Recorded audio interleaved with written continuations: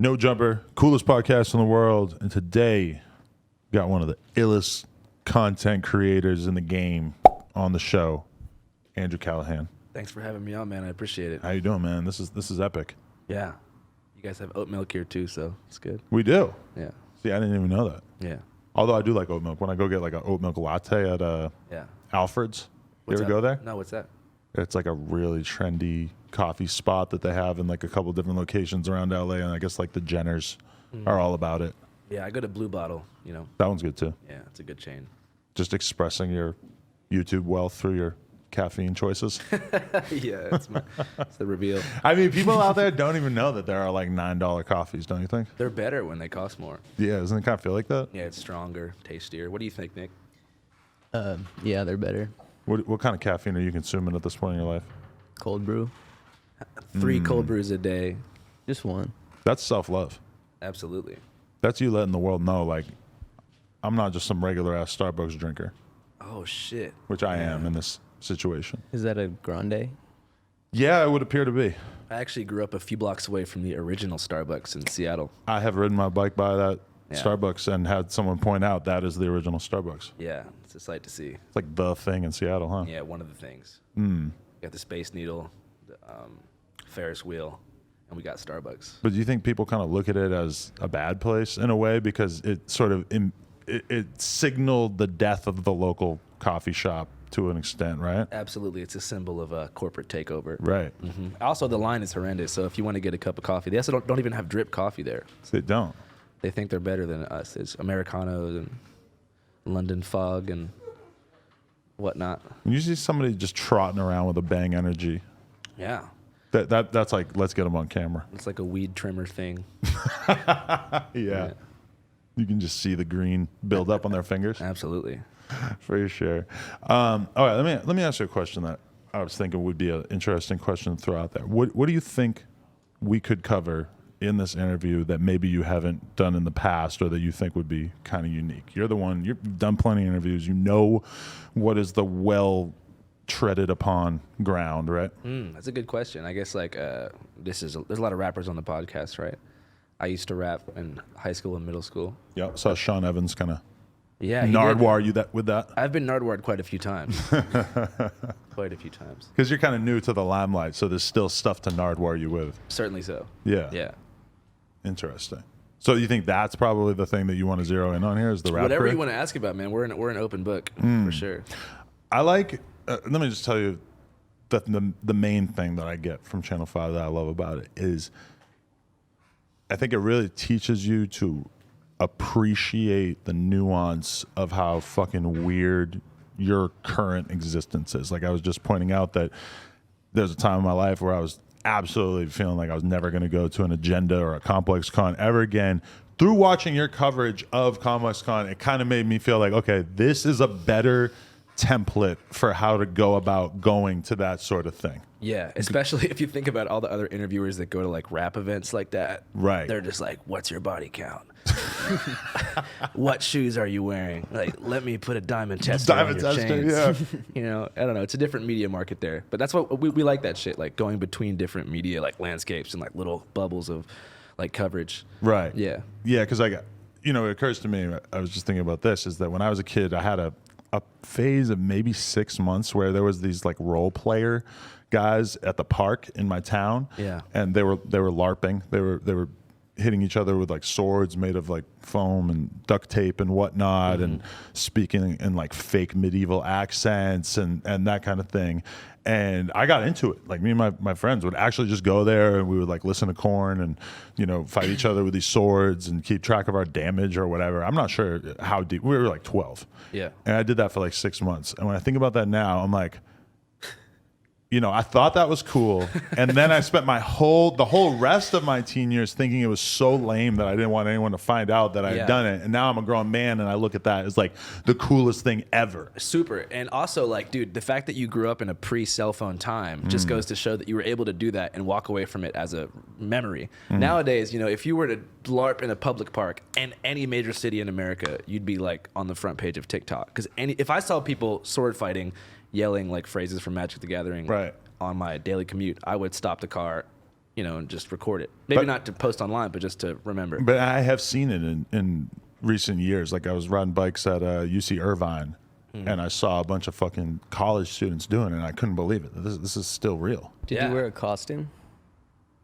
I don't know that I did, although I think I might have gone to the craft store and got some like fake fur and sort of like made like a little pelt to wear. What were some of the phrases you would yell during this LARP experience?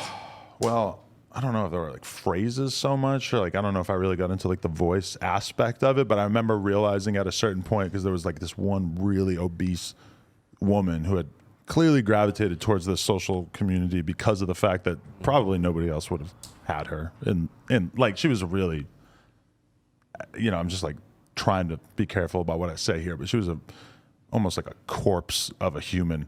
And I just started to realize, because the people would have bow and arrows, and then they would have like foam padding on the end of the arrow. And people, like my friends included, would just like kind of shoot her with the arrows from time to time. And she would just like look around and try to figure out who it was. And Why did you shoot her? she just looked like something that you might want to hit with an arrow at that time. Again, it had foam on the end. It's not like it was piercing her skin or anything. At what age were you doing this? 12. Was there a stopping point? Yeah, probably like 13. So a solid year. I mean, don't you feel like your hobbies tend to shift a bit once you start to be cognizant of the fact that at some point you're going to want to have sex? Yeah, or start to smoke weed. I used to be on the golf team Yeah. in my high school. How did you think that was going to work out for you with women? I don't think it helped. I think that's probably why I stopped. Really? Maybe. Yeah. What- I mean, I played baseball too, but the moment I smoked weed, I pretty much all of my baseball aspirations kind of flew out the window. Really? You can't smoke weed every day and play sports, Oh, I know. especially if you're 13, because you get high in a way that you'll never be high again. Yeah. Yeah, and that was the best. But did you get so high that you thought that teamwork was bad after that? Yeah, probably so. Yeah. Like, this is definitely. stupid. This is just not a good use of my life. Yeah, for sure. No, I think if I were to be more honest with myself, I would probably admit that smoking weed and like getting in really good shape are just not going to continue to occur at the same time in my life. Absolutely.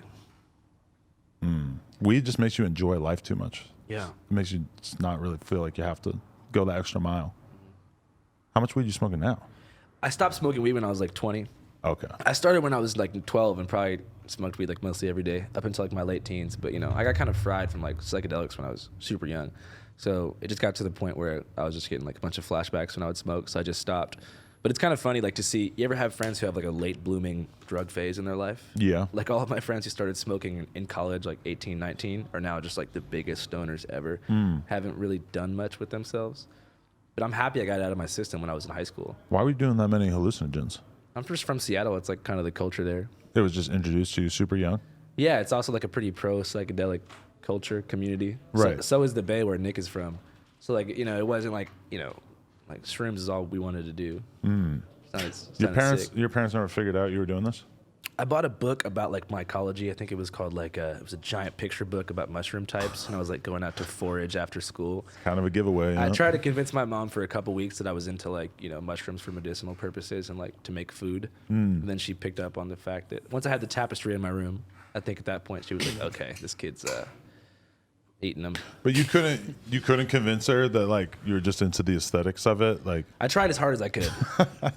Yeah, but once I got the Spirit Molecule book about DMT and Arrowhead.org, as I'd be on there every day composing and reading trip reports. If you had a kid, how would you feel if they were 12 and doing mushrooms and smoking blunts all day? I'd be pissed. Yeah, me too. But I know that like I can't stop them, so I would just like allow them to, go through that phase in their life. Nah, but I think as a parent, you gotta like try to jump in between the speeding freight train and the child. I just don't know how you could possibly control a kid like that. Yeah, but I mean, if you're gonna control them in any way, I feel like keeping them off mushrooms is probably like the least you can ask for. Yeah, off mushrooms for sure. But I think, if they smoke weed at 13, it's fine. If they do dabs, that no way. Yeah, but okay, this is the thing about becoming a parent is that you're so used to going through your life of like, if you see a guy and he's gonna jump off a fucking building, Yeah. you're like, well, I don't want to see this dude die, but if you want to jump off the building, go the fuck ahead. Like this is your life, really. Yeah, that's what you'd say if you saw a guy on the edge of a building. Personally, yeah. If you want to kill yourself, I mean, shit, go for it, man. I'm gonna look away. But once you have a kid, it's like they're trying to kill themselves all the time. and Yeah. you're literally just like sworn to try to stop them. That's your whole Yeah. purpose. Yeah, I think my parents like stayed out of the way because they kind of knew that like the more they pushed back against me doing certain like rebellious shit, the more I would like take it a step further. So I got it out of my system, and now I don't do any rebellious shit. Right.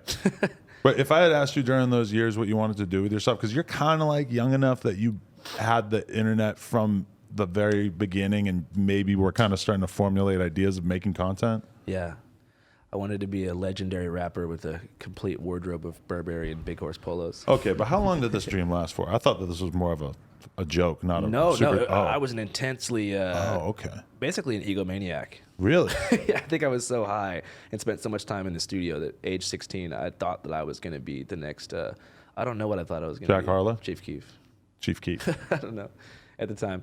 But I don't know, that was just me like under the influence of a lot of different shit. Right. Yeah, not even drugs, just music. Like I was hypnotized. Because, yeah, you listen to enough rap and you start to believe that you have to believe in yourself blindly. Yeah. You have to believe you're the greatest. If you're 16 and you grew up in like an inner city and you smoke weed every day and drink every day and you listen to Chief Keef for like 15 of the hours that you're awake every day for a long period of time and you wear designer, you're going to become an alien. But you didn't, you weren't attracted to the street stuff that Chief Keef was talking about? No, I don't think so. You weren't trying to like go get a gun? No, definitely not. Right. Well, that's probably good. Yeah. What about you, Nick? I don't think I ever wanted to be a rapper. Did you listen to rap in high school? Yeah, I listened to Wiz Khalifa. Okay, that's probably a better I actually vibe. I wore Converse and reading glasses. Okay, so I could cool. look like him. To me, Wiz Khalifa will always go down in my mind as the first rapper that a hipster girl told me about. Wow. Like, I didn't know about him. I thought that I knew everything that was going on rap-wise, Yeah. but I'm paying attention to, like, Double XL on The Source, and I hadn't seen him in there yet. Yeah. How old were you? Like 21, 22, when he was first coming out. And there was just this, like, white, hipster-type chick I was kicking it with, and she was listening to him. I'm like, who's this? And she said, Wiz Khalifa. And I realized that some of the blogs that I was looking at had posted about him. Yeah. But I was like, oh, okay, rap is changing. Yeah. Yeah. I just heard Black and Yellow, and I just loved it. Just took over your soul. Yeah. Yeah, for me that lane was like Atmosphere and Aesop Rock and like MF Doom and like LP. Really? Yeah, because I don't know. That's like the shit that girls and my dad's friends were interested in. Girls? Yeah. There was a big MF Doom girl contingent in your school? Yeah, dude, like you smoke weed that young, you get into lyrical hip hop. That makes your school cooler than my school. I went to an alternative high school called Northwest. Oh, really? Yeah, we called our teachers by their first names. We had mixed gender bathrooms.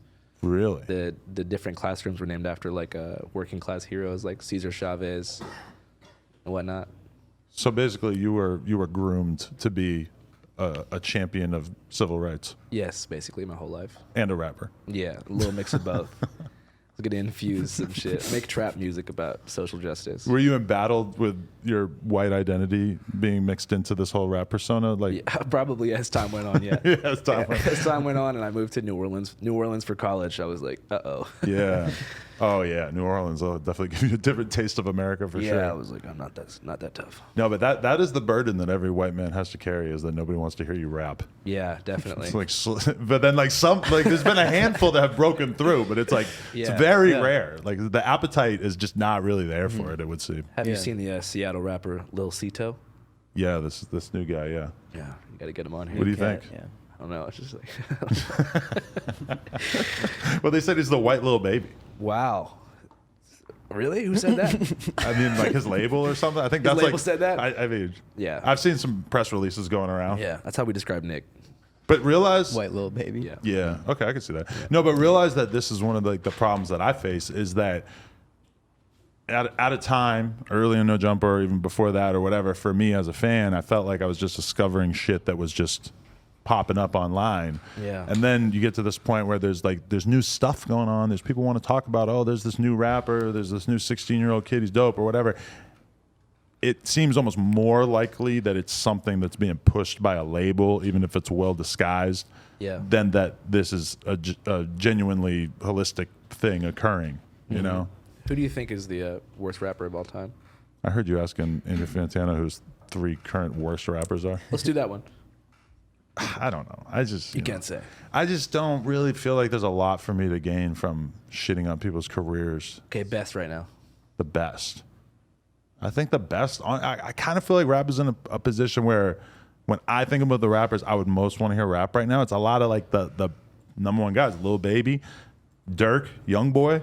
I know that this is kind of like what an average 18-year-old kid in the suburbs might also tell you would be like the best, but I kind of feel like rap is a meritocracy. We can talk about that. I don't know if you think that that's kind of out of line, but Do you think drill music is bad for society?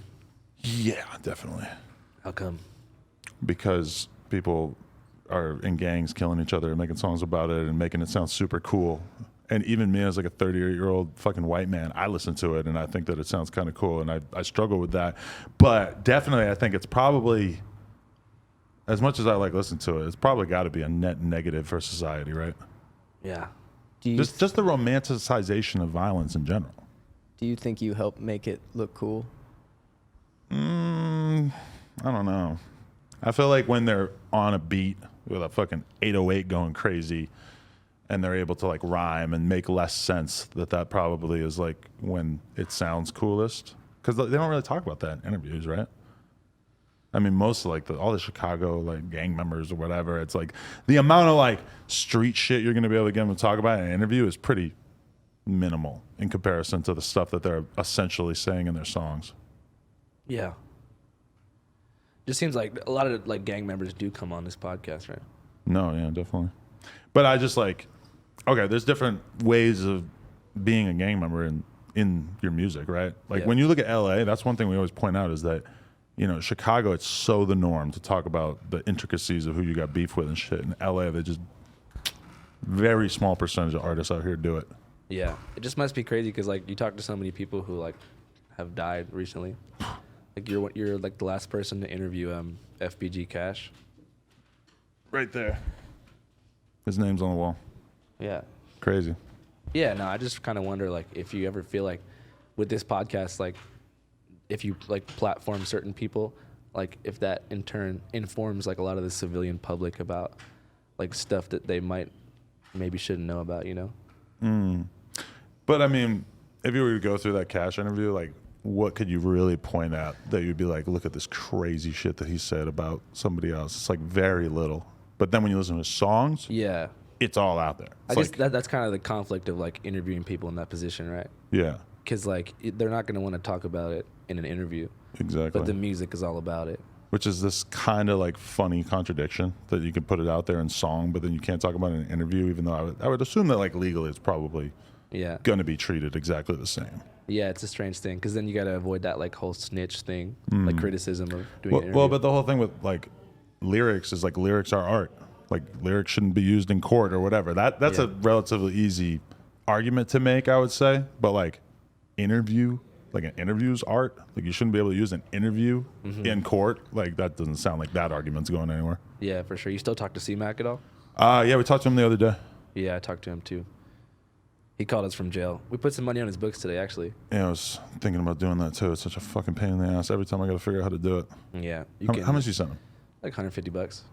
It's funny because one time he put us on group text and he was just like asking for like shout outs kind of like over and over. Like, and I realized I'm like, oh, so he does this to Andrew too. Like because he has a new Instagram every 2 weeks. Yeah. Do you see his OnlyFans? No. I did. You hit me up right away. Yeah, instantly. I was like, did you watch this? It was the first video is him like eating ass for like 20 minutes. But just a random woman, not Lupe. I thought it was Lupe. Yeah. Until you clarified that it wasn't. Because I hit him up and then he was like, oh, that's not her. Yeah, I don't think Lupe would do it. They're like brother and sister. No, super weird. But I feel like he likes toying with that idea. He wants people to think that that might be what's happening. Yeah, it's a good thing to get people to subscribe to it. Yeah. So okay, what makes? How did you describe Crip Mac and like what made you think like this is? You know, there's a lot of crazy ass rappers out there, a lot of crazy gang members, whatever. Why did you decide this was the guy that was worthy of the Channel 5 treatment? Well, I just thought that he was like a great like person to interview. I think the 5 on the face, Channel 5. I don't know. I just thought he was like an interesting character because, you know, and if you watch our interview with him, like we purposely strayed away from discussing any type of like gang politics. And that's probably the last interview of that kind we will do. Really? Yeah, just because I feel that like, for example, right, when you cover a subject that relates to like anything about gang culture, you're basically making a bunch of people aware of it who shouldn't be because it's a sad thing. And there's not that many people that are actively involved like in violence. And it's kind of what DJ Academics did with War in Chirac, where he basically turns a sad situation into like a true crime spectacle for millions of people to mythologize and look in from the outside. And before you know it, that in turn amplifies conflict in the streets, because it just creates a YouTube algorithm that facilitates like all these offshoot vloggers who dedicate their time to like explaining these beefs that are sad and people shouldn't know about. So I felt that I'm happy that we did the interview with him, but that's why we took him to the Slipknot concert. That's why we went to Skid Row. Is like we didn't want to ask him like, how do you feel about your enemies? What would you do if you saw them? And it's just, I don't know. It's a tough one. That was the thing, the biggest rule we ever put on him, or the main thing. Because like, okay, the first interview we didn't tell him, don't talk about your enemies or whatever, which is extra prickly for us because we have people who are like directly involved with the brand, who technically are part of, you know, street shit that he's opposed to, whatever. And so the first interview after he got done, he says to his manager, I think it was ODM Slim at the time, he says, "You like that? I didn't diss my enemies." So I was like, okay, that's interesting. He wanted to make a point out of it. This is his first interview. He wants to make a point out of not dissing his enemies or whatever. But then as time goes by, I'm sure you noticed this. Every time you're around Crip Mac, you would kind of get like a different version of him. Yeah. Where he might be like really happy and jovial. And then I've also dealt with like the super like down in the dumps, kind of like low energy Crip Mac. I'm sure the fans see it at home too. But yeah, we definitely did like one episode where he was dissing other hoods and stuff. Yeah. I just mean the general public is obsessed with gangs. Like the YouTube population is obsessed with knowing all this information about different rivalries and stuff. And like I said, creating a true crime thing for them to follow. And so I didn't feel like I wanted to like encourage or promote or grow that sort of online following. Because if you look at what happened in Chicago, I mean, just it was such an internet shitstorm. Like me in Seattle, just being a kid listening to this music, before, you know, I knew it, I was in a 6-hour YouTube hole learning all this information about like the war in Chirac. I know all of these, I don't even want to say them. I know so many different like names of gangs and names of people who have passed away. These are people that I have never met and would have never known about if it wasn't for like the music journalism true crime thing that emerged from like the music that blew up. So I felt like I had a responsibility to do that and then kind of step away from it. I know this platform's a bit different. Yeah. But, you know, it's a sad thing. And like if you think about why some of these gangs started, it is because of shit like segregation and redlining, and I feel like it validates a thing that is sad when you put someone in a gang on a platform and you make it seem like they're really doing something. You know, like this is important. Like it validates like a negative, destructive way of life, because you're like, oh, yep, like you are this. Like you can get a big platform by coming on my show and talking about that. Yeah. But it's like, you know, as a content creator, you kind of have to follow the incentives to a certain extent. And it's like when the people tell you that they want to hear about something, you know, it's like, because I've done many interviews in my day with people that I thought were doing something dope artistically or whatever, and it just goes nowhere because they have no, you know, there's nothing to really hang their hat on. There's nothing like really interesting bringing people into it. Then you could interview that same rapper 2 years later when there's some kind of conflict that happens, something people genuinely want to hear about, and people are all over it. You know, it's like, it's tough to get away from the fact that the fans just want what they want. Have you ever turned down an interview because you like thought it was unethical or something? Yeah, definitely probably a lot of interviews I've turned down in terms of like, you know, not wanting to bring attention to certain things, or, you know, just platforming people in general. I mean, I know you guys kind of deal with that as well, where it's like who you talk to or who you don't talk to is just really saying a lot about what you think your company stands for, right? Yeah, that's why I wanted to ask you about it, because, you know, we deal with the same thing. Definitely. Well, it brings me to a quote that I wanted to bring up that I always think about, which is the medium is the message. Like, how does the platform that you're uploading content to or putting content on, how does that change the content itself? Like, I was listening to a podcast the other day that was talking about how Abraham Lincoln as a president probably could not have existed in the TV age.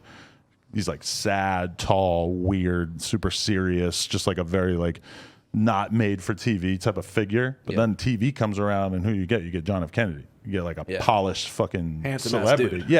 Who a lot of people didn't really agree with on politics, but they liked him. They wanted to see this guy on TV. That was the type of guy that they would like to hang out with.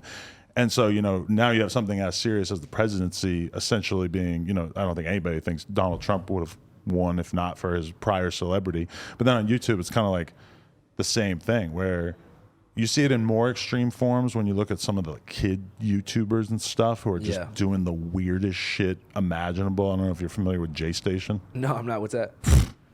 I mean, he was just like a YouTuber who started to get those kid views. And so then all of a sudden he starts doing like 4 a.m.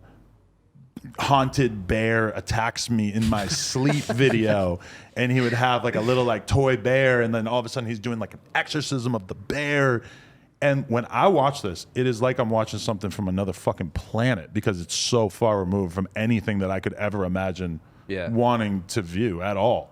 But I guess like to kids, like they genuinely think it's scary. And then he's doing shit with like the Sesame Street characters and all these fucking things that they know about.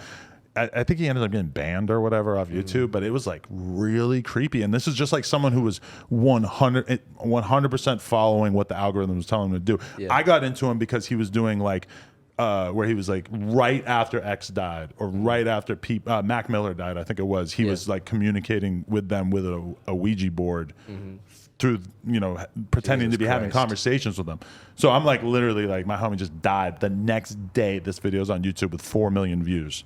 Yeah. And I'm just like genuinely like offended, but also like it's pretty whack. This is pretty much what this platform has done to our society, I guess. Yeah, kid YouTube is crazy. Like my cousin's like 6 years old, and she was like, "Are you gonna do a video with Mr. Beast?" And I was like, "Holy shit!" Because YouTube like censors us so heavy, and they are not into like the language and shit. But if you can start making videos for kids and parents can approve it, you're on your way to like a billion YouTube dollars. Yeah. But that's the war that we fight. I mean, every single video that we make gets age restricted, demonetized. Every single one? I would say we've probably made like $2,000 off YouTube. Oh my god. Wow, that's amazing. Oh, yeah. The only video that we ever had that wasn't demonetized was like, what was that one? No idea. Evan, do you know? Bigfoot hunting. Yeah. Bigfoot because it was such a jovial, like, kid-friendly topic. But if we do a video called, like, Hollywood Anti-Vax Rally, there's just no way that YouTube's going to let us make a cent off of it. That's why we use Patreon. It's the only way we can support our whole grind. Wow, I didn't even know that. That's crazy. This is a Patreon-powered operation. Yeah. We got a little bit of that going on, too, but...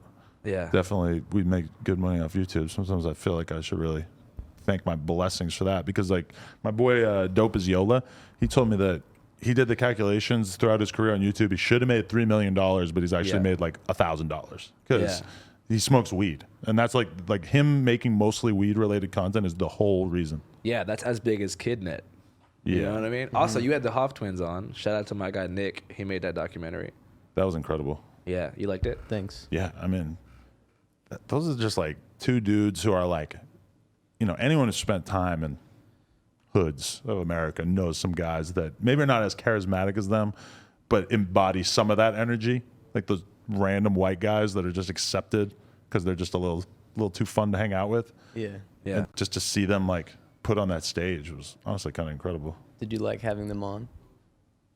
Yeah, they could use some help with the actual art of podcasting. There was a lot of talking over each other, which I almost didn't mind because they're kind of like just sort of talking in circles to such an extent that you can kind of listen to two of them at the same time, and it's almost like one guy. Yeah, it's like a surreal peanut gallery type of thing. Yeah, because they're just like repeating themselves about a lot of things. They have the same voice, and they're kind of building on each other's previous sentences. But it's actually quite coherent. But for the average viewer, they have to pick one. There's actually a twin convention in Ohio 2 weeks from now. And you're going to go with them? I want to bring them there. That's the plan, yeah. Oh, my God. We've been having a weird couple weeks. We went to an Ernest Hemingway lookalike competition last weekend. Wow. Before then, we went to a Stampede in Canada. It's been quite the time. Wow, that's amazing. I just want to say that my mom recently revealed to me that she got, I think, first place in a Shirley Temple lookalike contest when she was like 5. I thought that was just a drink. No, it was a celebrity that it was named after. Yeah. Mm-hmm. Apparently, I'm not terribly sure what she looked like, but damn. Yeah, okay. But so... Because when you think about the Crip Mac thing, I feel like with you guys, the brand of Channel 5 is more about dipping into a lot of different subcultures and revealing the intricacies of weird things going on in America or beyond. So that's like with the Crip Mac thing, I kind of felt like, oh, that was like the most extreme, most funny version of that you're ever going to find. You might as well just do that coverage and then just keep it moving and find something else interesting, right? Yeah, because we have to cover, a bunch of different subcultures at one time. So we wanted to find someone who we felt embodied, like, at least that subculture in the media sense. Yeah. Yeah. Definitely. And he brought the fun and the life to that kind of thing too, which a lot of people it's just not. Like he was just having too much fun. Yeah, I love that guy. Yeah. I love him too. Yeah. He's a complicated guy to be around though. I had him give a shout out to my mom for her 55th birthday, and he gave a really sweet message. Right. I think he said to sit back and enjoy a nice soap opera. Right. Yeah, that's what he thinks Nick's mom wants. Yeah. Soap opera. Wait, but a lot of people think you really like got your ass beat by him, huh? So annoying. Yeah, well, I kind of edited it to make it look that way. Crip Mac But- punched Nick's camera, a Z90 documentary camera, Yeah. because Nick didn't back down and he swung his hand with the camera toward Crip Mac. Crip Mac intercepted the camera, smashed it, and then that was the end of the shot. But we made some merch that says no custers, where there's a picture of Nick getting punched in the face by Crip Mac. True. So now whenever we travel, people see me and they say, yo, where's the guy who got his ass beat by Crip Mac? And so real quick, that shirt, a member of my girl's family, who I would say is not like a super hardcore hip hop fan, maybe a bit closer to the normie side of things, I saw him wearing that shirt at a family function, and that's when I really knew that you guys had helped take Crip Mac to the next level.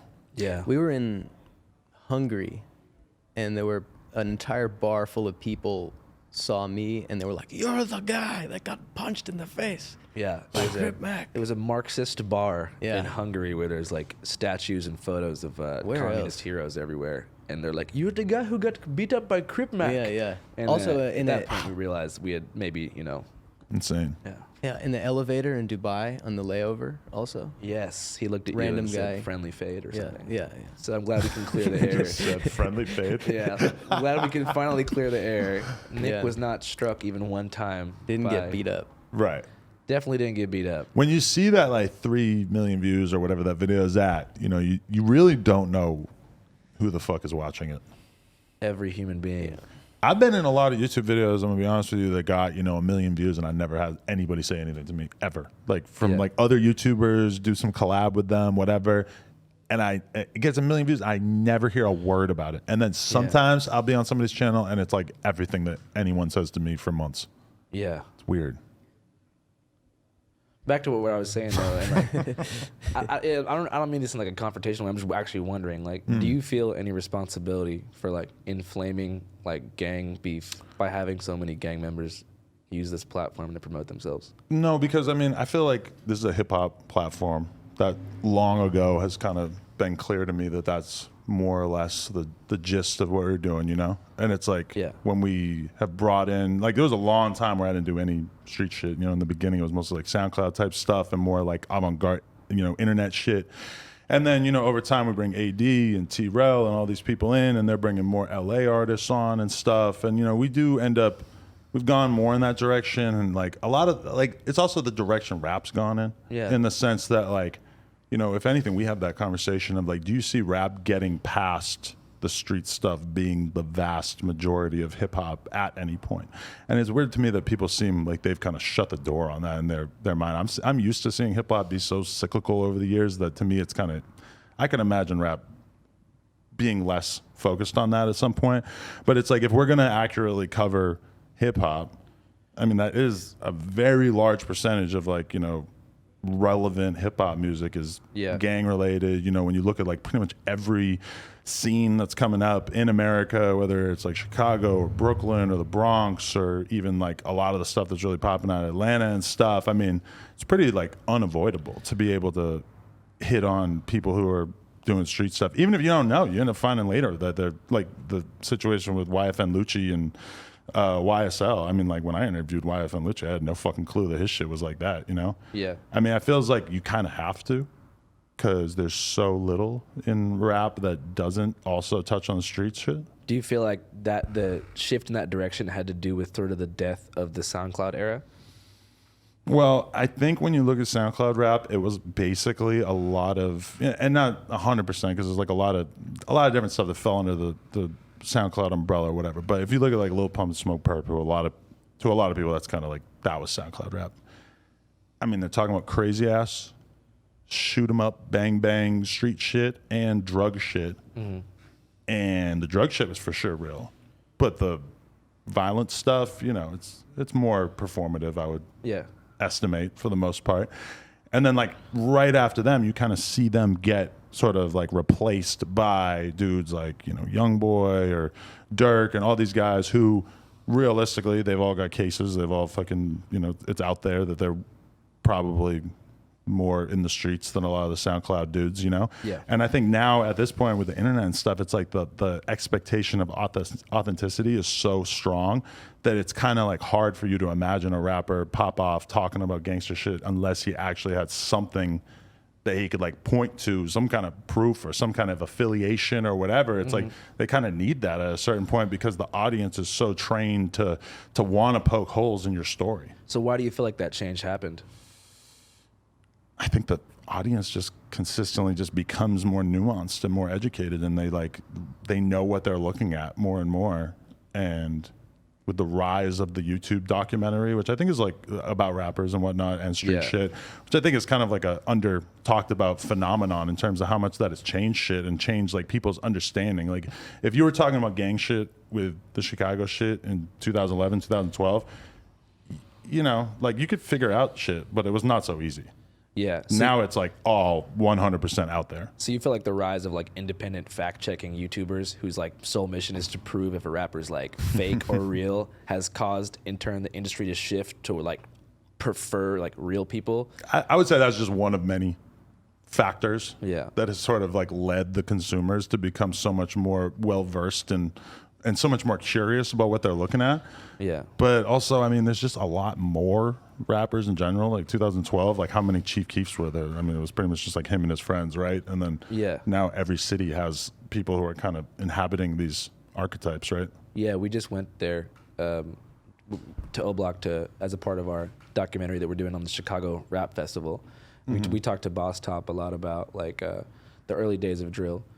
And just how it like spread to the entire world, and now that seems to be like the most popular type of rap music. Like even if you think about California, right? Like Stockton and Sacramento music that's popping. That's pretty much drill. But there's two different like ways to define drill too, right? There's kind of like the sonic element, which is like every artist out of New York these days is like basically trying to sound like, you know, it's a sound, and then you have like drill, meaning dudes talking about all this street shit and who got shot and then putting all this like super real content, because the Stockton shit doesn't necessarily sound like the fucking Pop Smoke records or whatever, but they're talking all this super real street shit. That's what makes it drill, right? Stockton, Jacksonville, Brooklyn, Detroit, Chicago, you know, most modern rap scenes that I can think of that are super viral, all the lyrics are about murder. And there's people making documentaries immediately after the songs come out, putting, you know, faces behind the lyrics, especially with the Jacksonville thing. You know, after the, you know, the Julio, Youngin Ace shit. Some of the documentaries that came out as a result of like the Who I Smoke song and the shit that went back and forth like really blew my mind. It made me realize like, goddamn, like they're rapping about like people who just died. Right. Dozens of people. Yeah, no, I mean, that was insane for sure. That was some of the weirdest shit I ever seen. Like, I remember Brandon Buckingham went there and he did interviews with like kids hanging out at the store, and just like asking them what they thought about it.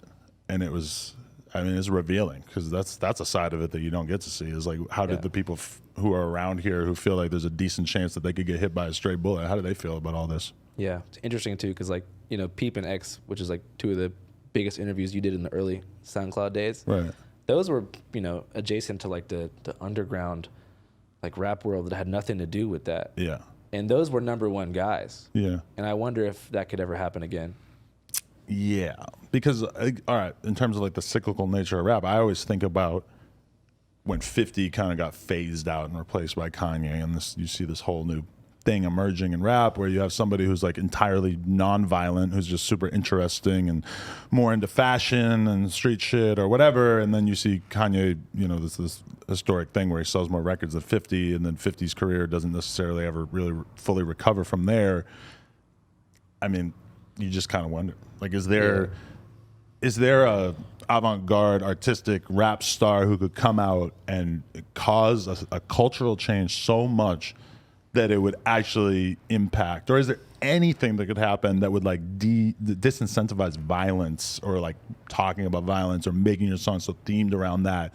Like, what could possibly happen in the culture that would make that less of a thing? Maybe there could be a resurgence in like a horrorcore music where the rappers just lying about like school shootings and like shit, like Eminem style, Like ghouls and monsters. yeah, like slaying demons and sci-fi shit. I mean, really, you remember that era?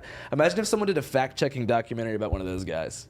Yeah, did he really? You know, did Eminem actually kill his wife? Because here's a picture of her alive, and all the comments are like, "Fuck this fool, he's a poser." Yeah, like what if rap was more like death metal? Where Yeah, like every exactly. song is about like dismembering somebody. Yeah, like But fantasy. you haven't. Everyone assumes you haven't dismembered anyone. What does dismembering mean? It's like removing your member. Yeah, for Or years, some members. Oh. For most of my life, I thought it meant to kick someone out of like a private circle, like you're no longer a member. And I always wonder why it was included with decapitation. And It's like whatnot. ripping someone from head to toe. I'm pretty sure. But you go through a death metal phase. No, I've been a rap fan my entire life. Actually, I liked Metallica and Incubus up until I was like 9. Right. And then I think an Eminem show, and then like Jay Dilla instrumentals, Kush and Orange Juice mixtape, State versus Radrick Davis, Vlad-type took over my entire thought patterns. Right. Because sometimes I think about how I'm gonna explain to my kid what is going on in a lot of these songs. You're gonna have some explaining to do. Oh yeah. And one thing I always think like I could maybe go back to is because I listen to Misfits a lot for some reason. That's just become like the main punk band that I still actually listen to. And I listen to their lyrics and I'm like, well, what the fuck are they talking about? They're talking about a bunch of stupid, made up, ghoul, Halloween shit. Yeah. I think I'm gonna try to convince my kid like, oh yeah, like Julio Fulio's talking about shooting somebody, but Yeah. he's just playing. He's just joking around. People should make angsty drill music about their own families. You know what I mean? Yeah, Yeah. like After being grounded or something like that. Right. I think a big part of it too is like to be a Juice WRLD is very hard. To be Yeah. an X is very hard. To be a drill rapper seems a little bit more. It's right there for you to grab. Yeah, totally. If all else fails. My boy Shoebox Baby from O Block, he got like a couple 100,000 views on all his videos, and then he dissed Youngboy in one song. Boom, 1.5 million. We interviewed him. Oh, he was there? In Nice. O Block 2 weeks ago. He was cool. But during the interview, he was like, everything in every song is fiction. This is all created by the media. Yeah. We're like, all right. Well, them O Block boys are scared now. You hear in the new Dark album at the very beginning, it says, "This shit is all cap. This is not real." They're putting asterisks on everything. Like, no Rico, please. Yeah, that shit is terrifying. State RICO cases. You see they said another one's coming soon? You Two guys- more. Atlanta DA said 2 more are coming, and more. they didn't reveal which major rapper is going to be taken down. We looked into this more because I said on the podcast that it was rappers, but I'm pretty sure it's just. But she said high profile, so it's kind of like high profile makes me think rappers, but maybe it could be somebody else. Yeah, I have an idea who it could be. Yeah, well, there's a lot of theories being floated out there. Yeah. Bruno Mars. Yes, that is what I've been thinking about. Nick. Fucking The what's his name? 55th Street Rico. Nick, you're in it, Nick. Oh, fuck. Yeah, they're gonna take you down. That friendly fade was serious. Dynamite Blue. Yeah, definitely. So, dude, ask me anything. Fuck it. Ask you anything. You want me to refer to the list? Yeah. I'm sure I wrote down all kinds of intelligent stuff. Ooh, yeah. Oh, yeah. I wanted to talk about hitchhiking. Yeah. Because I think that says a lot about who you were as a young man or what you were hoping to get out of life. What led you in that direction? Well, like after high school, like I was all into rap until I had like a high school journalism class, and the teacher would let me like basically skip school to go report on different shit, like the Occupy movement in Seattle. Wow. I wrote about juggalos. So that just made sense to you to just go be around weird shit that was going on and just report on I it. always liked it, I always liked being front row to shit that I was just like shocked by, and Right. it kind of became like how I'd entertain myself. Right. And I went to this journalism program in Louisiana, and they were just preparing me for like a media world that was totally over, because they had written the course for the shit like 10 years before I went there. So they were preparing me to either write for a local newspaper or like be a weatherman in Panama City Beach, Florida, or just some horrendous position. So I decided that like I wanted to go out there like road style and just write weird stories about people that I met on like the super fringe of society. Right. So the summer after my freshman year of college, I just like left all my shit in my dorm, went to the Greyhound station, took a Greyhound to Baton Rouge, and from there I just hitchhiked for like 70 days. And did you even care who was going to be reading these stories, or what was the plan for getting them out there into the world? What's crazy is I didn't write the book about it, was called All Gas No Brakes, which is like the namesake of the show, until 2 years after that. I did it for myself. Right. But then I had all these like journals and voice memos from that period of time, and I was like, God damn, I got to do something with this. Right. So I moved to New York, basically transcribed them, published through this company called 8 Ball, but it didn't do too good. So I was like, all right, I'm gonna do this independently. Went back to Seattle, did a reading at this store called Art Primo.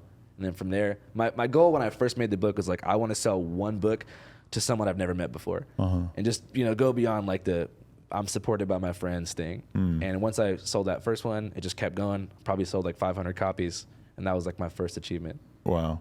It's kind of crazy when you think about that early period in your life where now you make something and you're kind of used to, by default, like millions of people are going to see it. Yeah. And when you're like younger, painting in your room or whatever the fuck it is, it's like you have no expectation of people seeing it, and it's like, I don't know, it kind of changes the way you create, right? Yeah, I think you create raw shit when you're younger, and you're just doing it for yourself, versus now when you have like this insane instant feedback gratification loop where you're instantly like, when you make something, you can tell if it's good by how many views and comments it gets. So it kind of takes the value away from being like art for art's sake. Right. If you are especially a YouTuber where you make something and you pump it out the next day, like if I make a video that I love, and like my community or the fans aren't really fucking with it as much as the other videos, it kind of weighs on me. I still appreciate art for art's sake, but I'm thinking like, did I do something wrong? How can I adjust the next video to make it cater more to my audience? Right. That's why it becomes so fucked up, and that's why so many creators, I think, burn out, because they're making shit for their fans now, because it becomes their business model and way of life. Right. But it's all about like what you sort of like coax your audience into being ready for,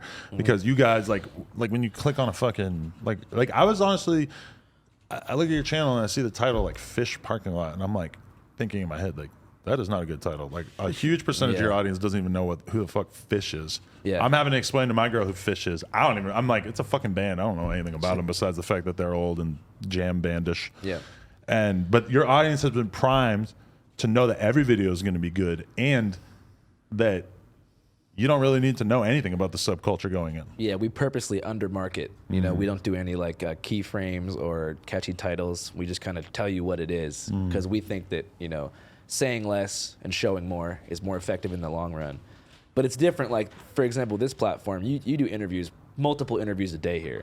We probably put out a video every couple weeks. Yeah. So people look forward to it as a sole piece of content. So we don't have to be like, you're never gonna believe what this guy said at the fish lot, and it's like a cutout of me like screaming or something.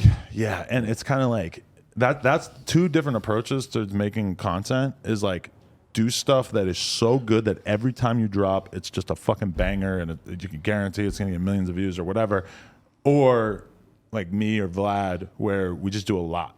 And it's always made so much sense to me, because I remember like very early on in No Jumper, there was just like a Pokemon Go YouTuber that I really wanted to interview, because I was watching them all the time. And I'm like thinking in my head like, shit, well, your platform is getting bigger. Like, does it make sense for you to interview somebody who's like kind of doing something so niche? But like that for me is like the thing that I'm doing here, is I'm like really just exploring shit that I'm interested in for the most part. And so I don't know if I could ever be the kind of YouTuber. I could imagine doing a specific show where we really aim to like when I was watching you on Hot Ones. Yeah. They're not going to do an episode unless they know it's going to be a big episode. Right. Yeah, it's like a different outlook. Different strategies, man. Are you friends with Vlad? Yeah. What's that like? Is he cool? Yeah, he's cool. I mean, he's like he's been making rap content like damn near longer than anybody ever. Like, people don't know how long he's been fucking in the rap game. Like, he was a big mixtape DJ and shit, and he always kind of like embraced me from the beginning. And it's like, a lot of people don't like him, but I feel like he wrote the playbook for what like hip hop YouTube was going to be so many years ago, and took all the fucking damage being the first person through the wall. Yeah. And now everything he does is just normal. Why do you think people don't like him? I mean, he has a way conversationally for sure. Like he speaks, like he does an interview like he's making it for YouTube. Like the way that these questions are just sort of flowing all over the place, which I feel like that sort of softens people up and it makes it like for a better conversation. His is kind of the opposite of that, where it's sort of rigid and it's like, we're going to get the answers to these questions for these clips. And that's kind of like off-putting to some people. There's been a few like things like shit he said about Minister Farrakhan that got him in hot water or whatever. But like, I don't know. I feel like the vast majority of the reason why some people don't fuck with him is just because he fucking basically invented everything that everybody on rap YouTube is doing. And he got all the shit for it, for being the same way that with all the news and gossip shit, academics gets all the shit for it. It's because he was just the first one. He sort of like invented the template, you know? Yeah. It's been effective for us because whenever we interview rappers, like we straight up say like, we're not going to ask you any Vlad-type questions. Yeah. And they know what that means. Yeah. And he does get shit on. But he does some great interviews, especially the Boosie ones, man. Oh, yeah. The Boosie ones. Well, that's a template that he really kind of invented as well, where he just has a cameraman go to Boosie's basement and he does the interview from afar, from all the way over here in California or whatever, and then he gets like a 3-hour interview and then he cuts it into pieces, puts it out, and boom. He's also basically like started the practice of people and interviewers paying artists as well. Yeah, the creepiest rap interviewer to me is probably DJ Small Eyez. The one who's like, so how many times have you been shot? I knew What you were was going that to like when that bullet permeated your flesh? My brain was 100% sure you were going to say that before you said it, just for the record. Like, as soon as you said creepiest YouTuber Oh, did. shit, I was like, who would agree? It's like the worst porn director of all time. I saw one, like I swear I only click on his shit to see if it's actually as insane as what the title is. Yeah. And I saw one where he was like, it was like, so-and-so talks about what high school, about what it was like going to this or reveals what high school she went to. And I'm like, what percentage of your audience do you think even knows, you know, like how many high schools do I know? I know the one I went to and I know Hollywood High because I've been there on my bike many times. Were you scared you wouldn't graduate? What kind of grades did you have? What does it feel like to smoke a blunt? Yeah. Yeah, where he can. What do you smell like? I would like to hear an interview with him. I would love to know where he's coming from.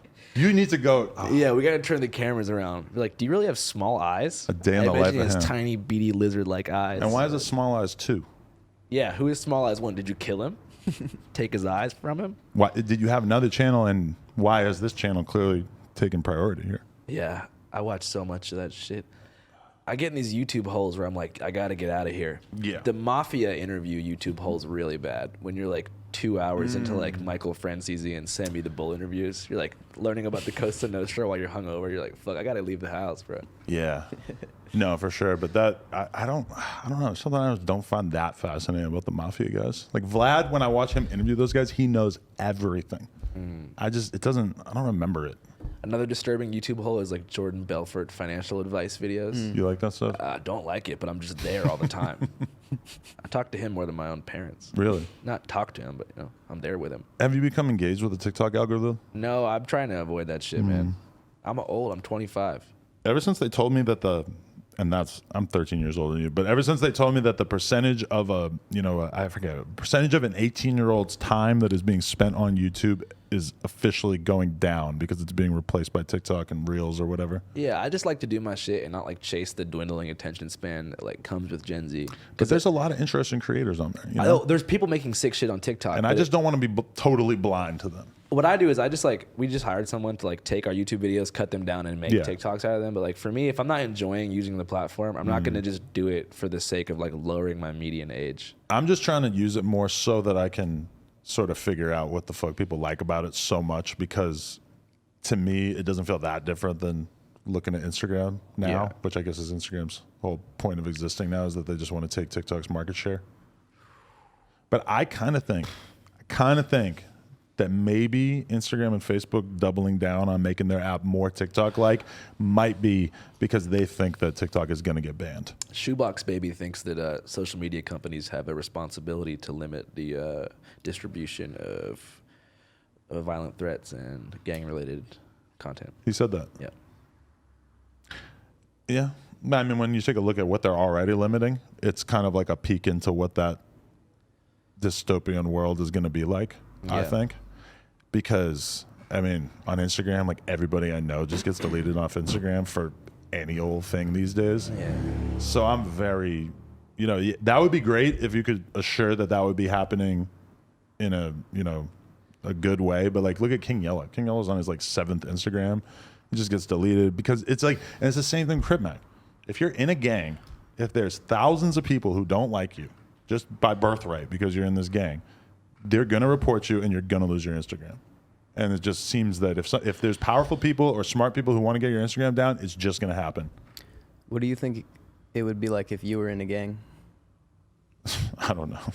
Have you considered joining a gang to defend yourself No. from rival podcasters? No. Well, We are a gang. Channel 5. No, I would want. I feel like a gang. It's like picking a religion. You gotta do it when you're really, really young and your brain's still soft. but some people go Muslim in jail.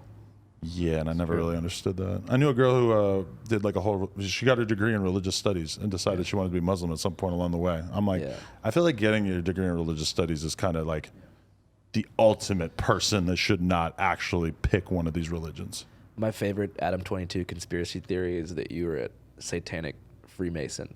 Yeah. Have you seen those online before? Yeah. Because I barely even know what a Freemason is. since you said you were an atheist, Yeah. people think you have a satanic agenda. And I've LOL'd pretty hard at some of those comments.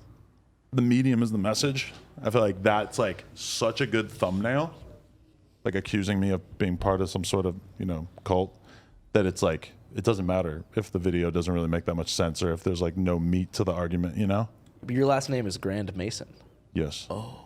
Do you descend from a Freemason background? No. I was actually just at my uncle's funeral, and I can confirm that my entire family lineage is a bunch of old-ass New Hampshire Democrats Okay. working in local politics. Still.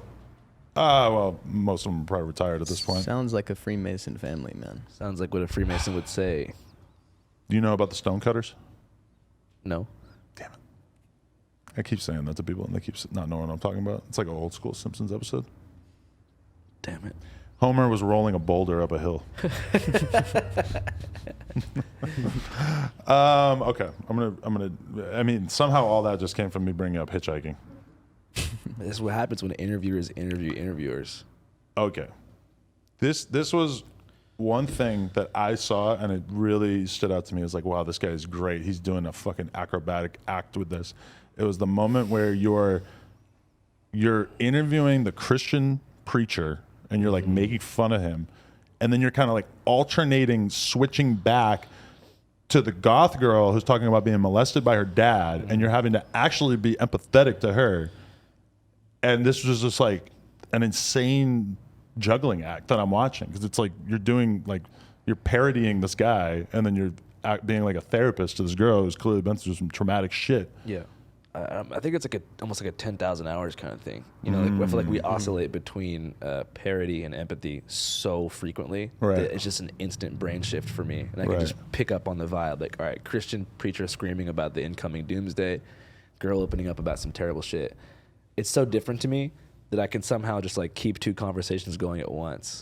It's all about the moving of the microphone. Right. Yeah, especially if they don't know what the other one is saying, you can basically keep two. The best thing you can hope for is to be like, I call it like between enemy lines or something. As a journalist, where like both sides sort of think that you're on their team. Yeah. Because you're appearing like, I agree with you, or like Right. I'm there, I'm on your What'd you team. call it? The what nod? Toddler nod. The toddler nod, yeah. I talk about the toddler nod all the time. That's actually a Louis Theroux technique. The first dude did toddler nod. Right. Toddler nodding is my favorite interview technique. It's where you're not saying I agree with you, but you're saying I'm there with you. It's like this. You're doing it right now. It's even smaller. It's even smaller. But it's weird because the camera's probably not on me. I don't What's know. the Maybe it smallest is. nod you can do? Even smaller. You just want. Well, the smaller you make it, the more it might be that you're just sort of bouncing in your chair a little bit. Or I'll say, I say, Or they'll give me shit because I say, interesting. It's better than that's crazy. That's crazy. It's so offensive. Yeah. So offensive. Damn. You have a girlfriend and you just say, that's crazy to her. Yeah. Like nowadays they get it though. They know that you don't really think that shit's crazy. Oh, our homegirl says one that's worse. Oh fuck. Yeah. That shit's worse. Damn. Yeah. Oh fuck is like what? You know what I mean? Like, did you even hear what I said? Yeah. Remember I was like, I'm hella like hungry. She's like, oh fuck. But I'm like, there's a purpose for the It's like reminding the audience that you're still there. Because that's kind of like a weird thing that happens when you're doing an interview, is that if you're interviewing somebody and then go off on a tirade for 10 minutes And you start to feel it like, oh, this is starting to feel a lot less like an interview and a lot more like you making a YouTube video sitting across from me. Yeah. Oh, for sure. That must be so annoying, man. Yeah. But then sometimes, okay, for instance, like the other day I interviewed fucking Paul Wall and Terminology. So Terminology is this like super technical fucking battle rapper, or not battle rapper, but rapper from Boston. Yeah. Paul Wall is from fucking Texas. Obviously just, they do music together now, but they're from completely different worlds. And like doing that interview at the same time and having to sort of like bounce around between their careers and accomplishments stood out to me as like, wow, that's like expert tier shit right there. Like the fact that I was able to do a pretty good job on that stood out to me a lot. But then watching you do that with two people who are clearly just experiencing completely different parts of life was intense. Like explaining a mortal technique to Paul Wall sounds tough. I feel like Paul Wall probably like knows a thing or two about Immortal Technique.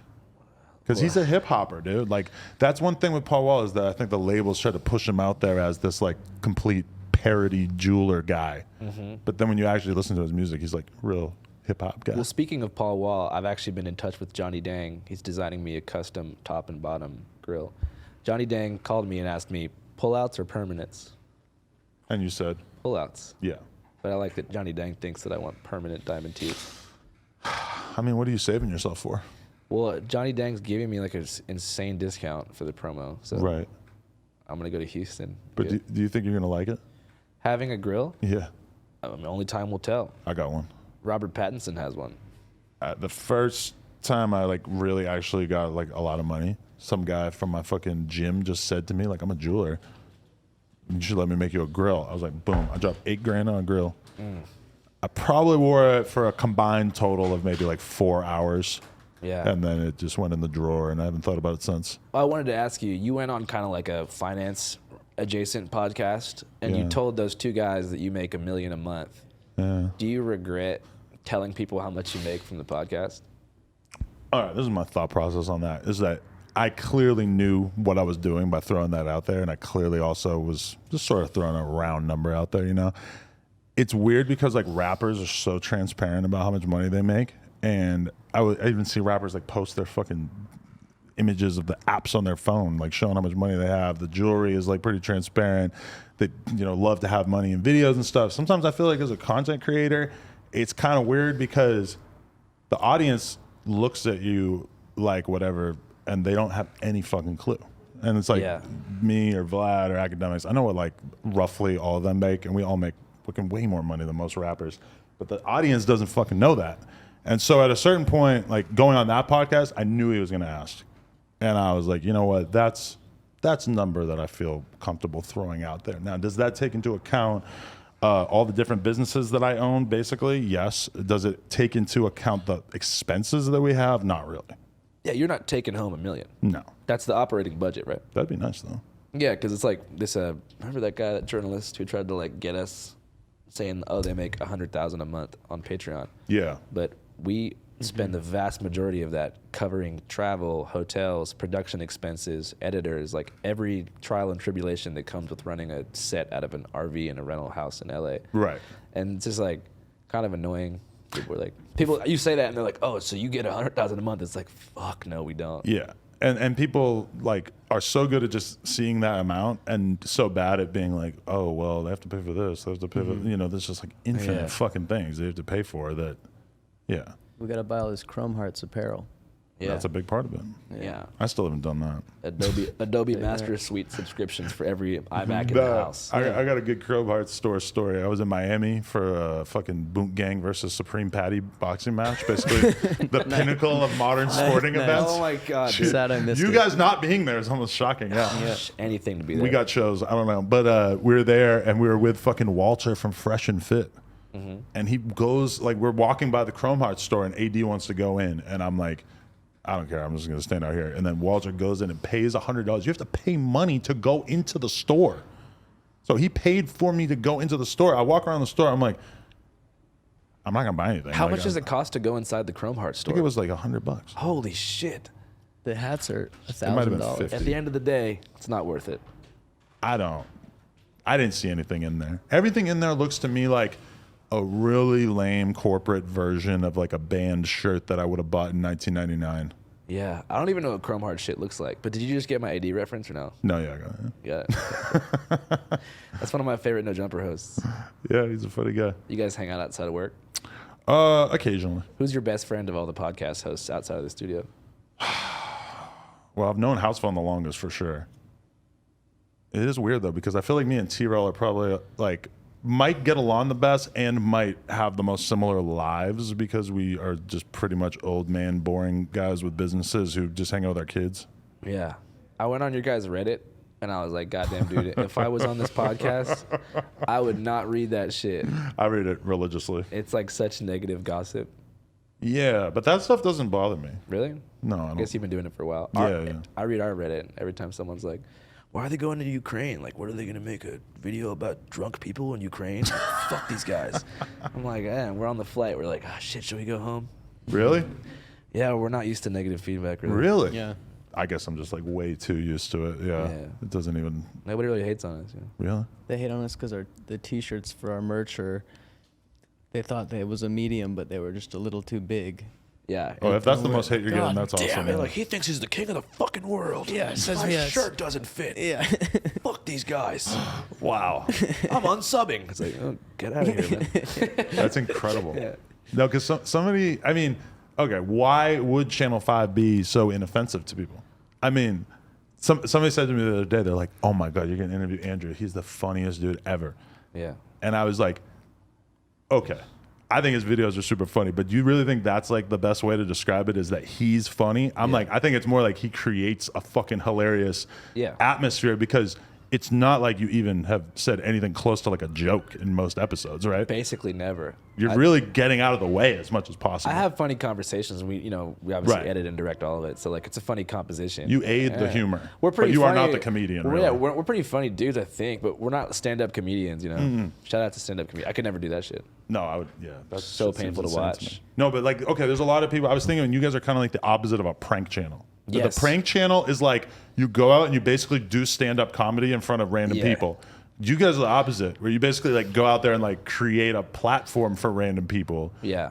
Without making it about you at all. It's the opposite of hood pranks gone wrong. Just walk Yeah. around the Bronx farting. Yeah. Damn. What was the shopping cart one? Oh, Cart Cart Narcs. Are you familiar with Cart Narcs? No. He lives in central Indiana, I think, and he goes to different Home Depots and Walmarts. And if you don't put your cart back, after you go shopping, that you're supposed to go in the cart bay, he has these wands that make like noises, and he'll be like, Cart Narcs. He has a GoPro on his head, and they'll be like, you got to put your cart back. And they'll try to fight him. They'll be like, I can put my cart wherever the fuck I want. He's like, actually, you can. It's against the rules. You got to put it back in the cart bay. They try to kick him in the nuts, push him over, everything. He emailed us and was like, I want to hang out with you guys. I want to collaborate. And we're like, yes. So next time we're in Indiana, Cart Narcs, if you're watching, I would love to accompany you in your vigilante justice. So he mission. does this to make content, or he does dude, this. it's the best content ever. so it's like intended to be like a troll, or is this like what he's actually passionate No, about? the guy wants people to put carts in the cart bay. He's trying to piss off as many people as possible in like a short amount of time. And he'll have like 12 people screaming at him. He'll have like an entire like Albertsons parking lot just like from all angles, just like shrieking at him. He's a powerful. and he's just filming. Yeah. He's a regulator. He's all about law and order. He's a powerful one-man gang, I'd say. Yeah. But so now you're in a weird position where it's like, it's your job to uncover weird subcultures, right? Yeah, it's fucking weird. So like that YouTube video, like I'm hearing the way you're talking about it, like you're so excited about it, and it does sound interesting. I would definitely check it out. But it's like, for me, if I fucking thought it was the funniest thing ever, I'm probably gonna like watch a couple episodes and move on. For you guys, it's like, oh no, this could be the next one. Yeah, absolutely. Like, it's a little different because if I was you, I would get Lil Cito here and Cart Narcs here. And I would try to maintain two lines of conversation. One about a white man's place in drill music and the other about cart injustice. Right. And just sort of weave those together. Create common ground, perhaps through food, music, or video games or whatever. Engineer some kind of collaboration, maybe a song, a drill song about carts. You guys like the combo stuff, huh? We like to interweave storylines, bend dimensions stuff. Like Game of Thrones. And then you end up with Crip Mac at the Slipknot concert. Boom. That was a beautiful thing. What is the long-term goal? Like, how far ahead have you thought about this? Well, we have like a movie that's like in the works right now. Yeah, you think that might be a game changer? Yeah, definitely, because like it's like an A24 movie, like it's a real feature film, Right. And so we're trying to find a distributor for it right now. So right now we're in the process of like finding a distributor so we can make the announcement. Right. So once that happens, I think that'll take us, at least in the public perception, out of YouTube realm. And I don't think people see us as YouTubers, but to have the validation of a feature film that's like in theaters and it's reviewed by critics like Roger Ebert. Yeah, when Roger Ebert talks about there's it. definitely an extent to which you could be the biggest fucking YouTuber in the world and the mainstream world still doesn't give a fuck about you, right? Like I remember David Dobrik talking about going to Netflix, trying to sell them on a TV show, and they were just like, yeah, there's a not big, fucking with it. There's a big disconnect, and I understand why, because making a movie takes a long time. Yeah. Especially if there's a bunch of EPs and chefs in the kitchen. Whereas a YouTube video, you can get more streams on a YouTube video than a feature film in theaters in 24 hours, yet you don't have the mainstream validation of the people on top, you know? Right. It's just like, but long-term goals is different types of stuff. Like, we want to make a cartoon. I want to write another book. Well, is it about Channel 5, the YouTube entity, or is it about just building a media company in general? Yeah, probably option 2, you know? But I don't want to grow so big that we're disconnected from it. Yeah, because it's like to do your content at scale and to still have it be good would be like the ultimate challenge, right? Yeah, and that comes through like not chasing another viral moment, because our previous shows, my first shows, Quarter Confessions and our show All Gas No Breaks, was built upon viral internet moments, and that's how we built traffic. Now we don't really have viral moments, we just have a large community and fan base that fucks with whatever we do. So we don't have to like engineer these crazy collaborations. Like we're set on this path for a while. So we don't need to grow, but I'd like to. But I don't need like a skyrocket moment. Right. Just grow over time. But it's kind of weird once you have a YouTube channel that really starts taking off, because you start to think like, well, I want to do other things with my life. Yeah. Am I going to be able to create this into a business where I can consistently be able to keep this channel going, but then also be able to like carve out large chunks of my life to be able to work on other things, like when you're saying the book or the movie or whatever. It's like, I'm sure the Channel 5, the YouTube channel would be its best version of itself if you just said, no, this is my thing. Like Mr. Beast. Yeah. He just said, okay, this is it. This is the whole thing. I'm not trying to go beyond this. Yeah, and he did the Spanish translation channel. I think we're going to do that too, Canal Cinco. We're actually in the works for it right now. It's kind of expensive though. How much? I think it's like $500 an hour per voice actor. Wow. So you know, not only that, but you got to re-edit everything, because you know it's just we've lost most of the files from our videos. Oh, really? So we just have the YouTube MP4. So we would have to download the high quality version of that, re-soundtrack it. It's the whole thing. Right. But I think it's worth it. I feel like anytime there's some crazy American shit, other countries watch Channel 5 and they always comment, wow, America's so crazy. You know, that's sort of the extent of a lot of their analysis. So I feel like that would hit pretty hard in Latin America. Yeah. But what's the goal? Just more people seeing it, or do you see it? Doing shows in Mexico City, that kind of thing. Right. Sounds tight. Like I also speak pretty good Spanish, and like I want to travel through that world and have opportunities. Right. Start covering shit in Latin America too. Yeah. Expand out of the U.S. We just did our first videos in Canada, so it's like the trucker convoy thing. No, we did the Calgary Stampede. We covered a guy named Will Blunderfield, who's a men's sex kung fu coach who can help you grow your testicles with a special program. And then what else do we do? East Hastings, which is a legalized drug district. Right. Decriminalized. What ways can you see in which YouTube shapes the content? What do you mean? Like the incentives of what to make or how to do it or what not to cover, you know, for example, how is the platform and the rules that they institute and everything, like how has that pushed you in certain directions? Almost not at all, because I look at it as just a medium. You know, it could be anything else.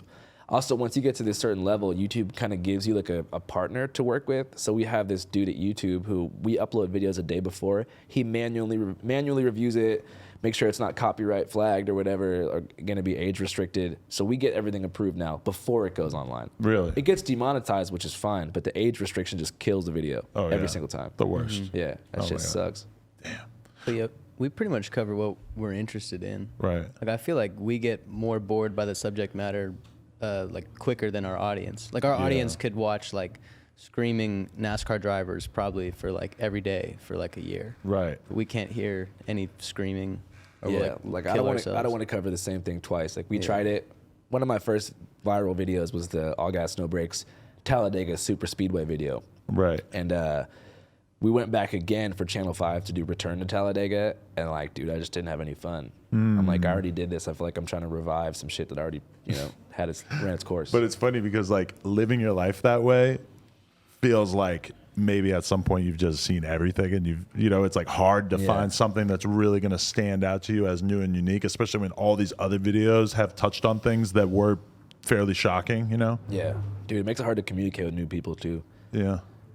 Being so young and seeing so much like nutty shit. Yeah, because it's just even just traveling in general. Like, there's something weird that happens to you when you travel a lot and you've seen so much, and then you just go back home and you just realize how small a lot of your peers' worlds are, because it's like, what the inter-store drama at the mall where they work is like super fascinating to them, and you're like, fuck, I was just in Ukraine. Like, what the fuck is wrong with you? Yeah, it's a weird one, for sure, bro. Yeah. Okay, let me hit the question list. I want to make sure I'm not representing here. Oh yeah, okay. The editing. Yep. When I go back and watch like older all gas no brakes shit, it's kind of crazy. It's kind of trippy because I'm like, oh my god, they've been on the same camera angle on this guy for like 8 seconds. Like, this is just so unlike what the shit is like now. How has that transformed, and how big of a role do you think that plays? I mean, we don't do that kind of editing anymore. Like, we don't do crash zooms. We don't do word vomit. We are trying to lean more in like the documentary direction. And that's really an access thing. Because if you make a name for yourself as an ambush interviewer who will jumble people's words up and make them look stupid and put like a circus song behind it, not that's, over time, they're not gonna let you into anything. Right. You're gonna get all your press pass applications denied. You're not gonna be able to cover shit. So you have to have certain documentaries or videos that you make to point to be like, yo, this is what we want to do, even if it's not. So we made a conscious choice, especially when a lot of copycat pages popped off. We were just like, you know what? Let's give everyone this style. I'm not going to go on Instagram Live yelling about people taking it. Right. I wasn't the first guy to interview someone on the street. Wasn't the first guy to do a crash zoom. Let's just prioritize making cool shit. What's a crash zoom? It zooms in and then it shakes? A crash zoom is just when you go in iMovie and you have, or Premiere, and then you have it like just crash on their face, like, and then stop. At the precise moment when they said something questionable. Right. Yeah, so if someone, the moment they say something dumb, basically. Do you ever like misrepresent somebody for comedic effect and have it kind of seem fucked up to you after the fact? Not anymore, but my first show, Quarter Confessions, there was definitely a little bit of misrepresentation. Right. I mean, they were saying it, but we were zooming in on them while they were saying it. Right. Just different. I mean... Yeah, the background music. There's like a lot of different ways you could sort of paint a picture. You can very easily sort of, like the way it happens in politics these days, where people are happy to take their political opponent and take a sentence that they've said and split it in half and remove context to make them sound crazy. The more you play into that, how good are you going to really feel about your content, right? Yeah, it's just a limiter. So nowadays, if you watch our most recent, we haven't done a crash zoom in long time, 6 to 8 months, and the movie doesn't have crash zooms. Right. We're trying to be taken seriously, but still have funny ass shit. Where are you gonna put the movie? Shit, hopefully HBO, Netflix, Amazon, one of them. Really? Yeah. You're already in the process of pitching it? Oh yeah. Really? It's been done for a while. Wow. It's about the 2020 election. Oh, I thought it was about January 6th. Okay. It is. It's about that too. Everything. Yeah. So is this a lot of different footage that you guys have filmed that you've had to keep on the back burner that Oh my god, dude. could have been huge if you had dropped it right when it happened? Oh yeah. I still think it'll be effective as a sort of like a time capsule. Right. But man, some of this footage would have like broke the internet if it was dropped at the time we recorded it. But that's the give and take when you're a journalist making a long form project. You got to know that it's going to take time. I'm still waiting for something that might make me actually want to feel motivated to like film for a long time on one thing. Because I'm so used to just getting in the booth and just banging these out. Definitely, dude. You edit the podcast? No. There's no editing. We edit the channel. We edit the Channel 5 shit. Yeah. But it makes sense because like you have to, You're doing like a 15-minute bang. It's like you can afford to get in there and like figure out every nuance. For us, it's like, I just do it raw. I always tell people, I'm like, if you're going to get into podcasting, it would probably behoove you to like film for an hour and a half and then chop it down to an hour. Yeah. Take out the whack shit. Yeah. But people I don't know. Because it's like we live in this world where it's just like, people are like, oh, why edit it? It's like, well, if you're trying to get an audience, you might want to edit it. You might want to make it a little bit more palatable. If you come out the gate with a 2-hour podcast, it's a lot for people to bite into. Yeah. I hope you don't edit this one too much. No.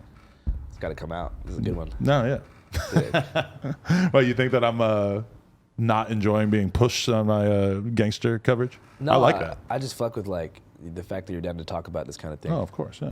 Yeah. Because it's a process of me figuring out everything as well too. There's definitely stuff I can look back on where I'm like, damn, I would do that differently. Like what?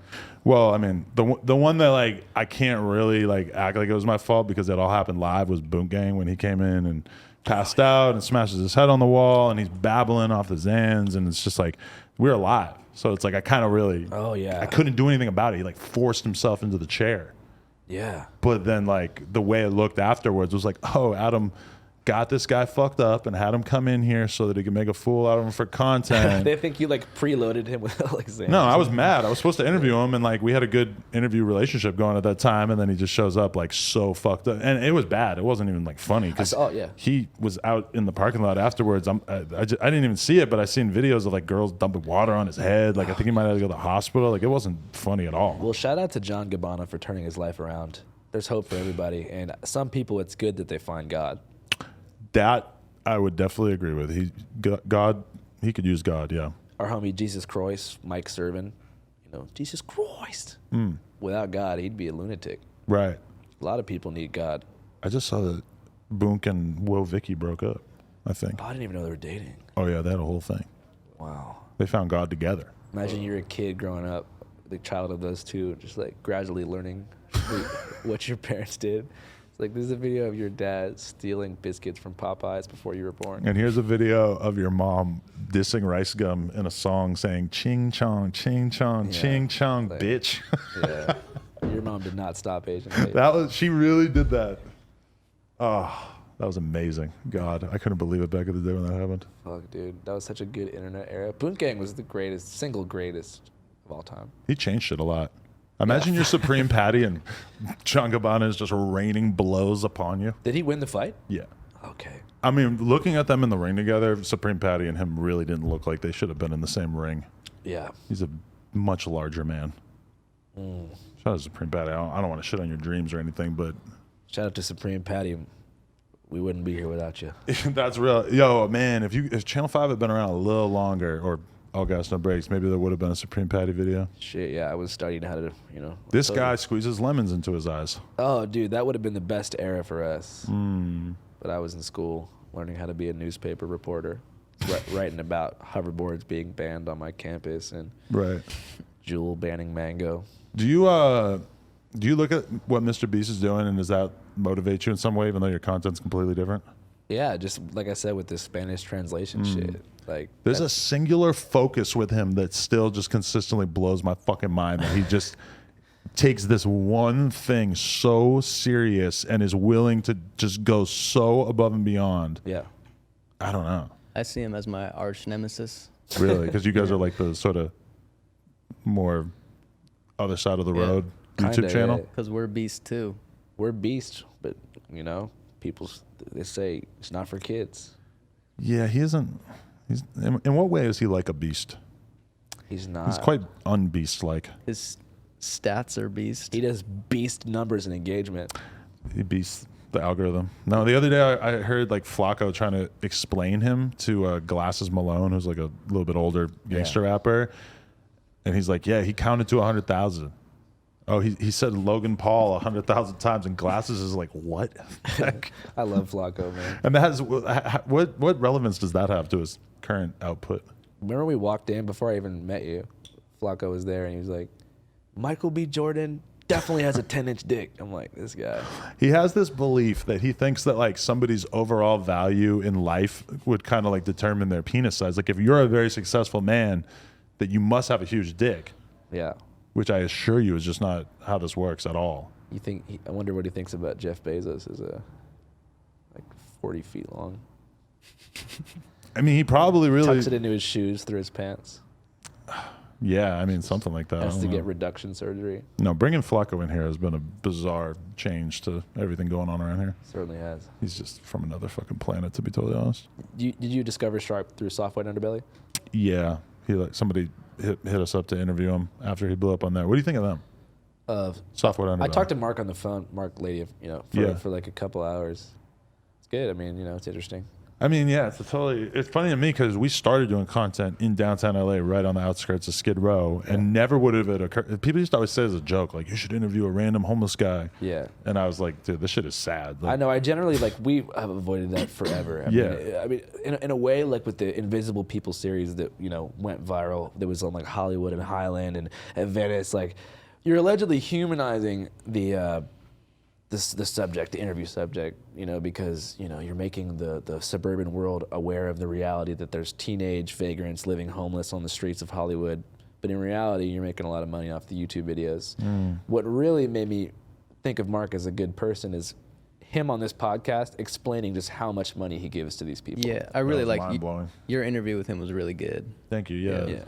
Yeah, I was really. I feel like what he's doing, if it was done by anybody else or by somebody who had a different tone and demeanor, would come off as exploitive. And I've come to realize that does exist on YouTube, of course. There's a lot of people with just cameras going around parking lots filming crazy methed out tweakers. Even giving them $20. Yeah. And saying, everyone congratulate me. And all the comments are like, oh, blessings. I'm like, man, this is bullshit.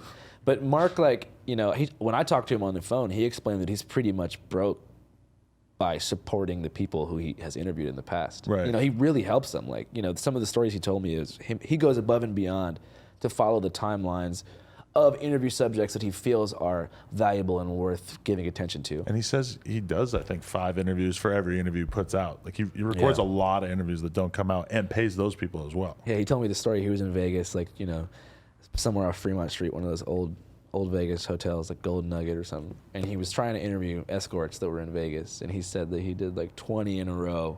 They'd show up and be like, what do you want? He'd be like, an interview. And they would just be like, no way. Really? Yeah, so Mark really goes, apparently he's in like West Virginia right now. Right. He's seeking out, people that have been dejected by society or dejected themselves. Right. I think that he has done it, in my opinion, more ethically than any other person in that lane. But the lane is still up for debate. There's never been a time where I looked at one of his pieces of content and I was like, oh, that's fucked up. Like that treated the subject unfairly.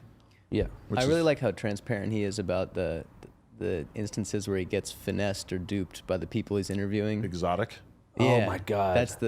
When he confronts her about like lying about using the money that he gave her for the kids, and he said he went to her apartment and found a bunch of sex toys and shit. And he had to pay her and the pimp a bunch more money to come on camera and tell that part of the story. So I mean, that's what's interesting is that it's like, I mean, clearly this isn't really like, this is being done more as a artistic pursuit because he wanted the resolution to that story on camera for the channel. I'm assuming he paid them a bunch more than he was going to make off YouTube revenue from that video. Right. I mean, it's interesting that he wants to tell that story so intensely. It's also always interesting to see what blows up on there. Yeah. Because sometimes you'll see videos that have almost exactly the same titles, and one will be at 100K and one will be at 5 million. And a lot of times you kind of draw like weird conclusions. Like I kind of noticed that if it's like a white drug addict, that it seems like it gets way more views. Like people just seem like way more shocked by that. Yeah, the skinhead interview too he did was crazy. The dude like all covered in swastikas talking about his experience in like Orange County and then like to state prison, all this shit. Right. I've never even talked to someone like that. Yeah. But have you thought about it for your channel? Is that a line you wouldn't cross? Like hyper racist shit? Just super Nazis, yeah. Not really. I mean, the thing is like with the whole platforming thing, right? Like if we platformed certain groups, I don't even want to say their names on here because I will gas them up. But I can think of a couple right-wing fringe fascist organizations that all they want is numbers. They play an optics game now. So even if I were to platform them and make them look stupid or whatever, that'd be a win for them because it would be like at the end of the day, a recruitment tool. Because if someone saw my video and was like, oh, he miscovered them, then boom, they've got another recruit. Right. So when we platform far-right shit, it's typically shit that's already in the public knowledge pool. QAnon is already huge by the time you covered it. Alex Jones. Yeah. Proud Boys. Everybody knows what that is. That's household shit. So us covering it is actually increasing awareness about what really happens within those circles. Right. It'd be one thing if we went on a limb to be like, we're in Arkansas at a Klan rally with 15 people. Right. And we're giving them all 5 minutes of airtime apiece to an audience of 2 million, even though they know like 20 people. And a lot of like, what that most racist town in America video that was in Harrison, Arkansas, or whatever. Yeah.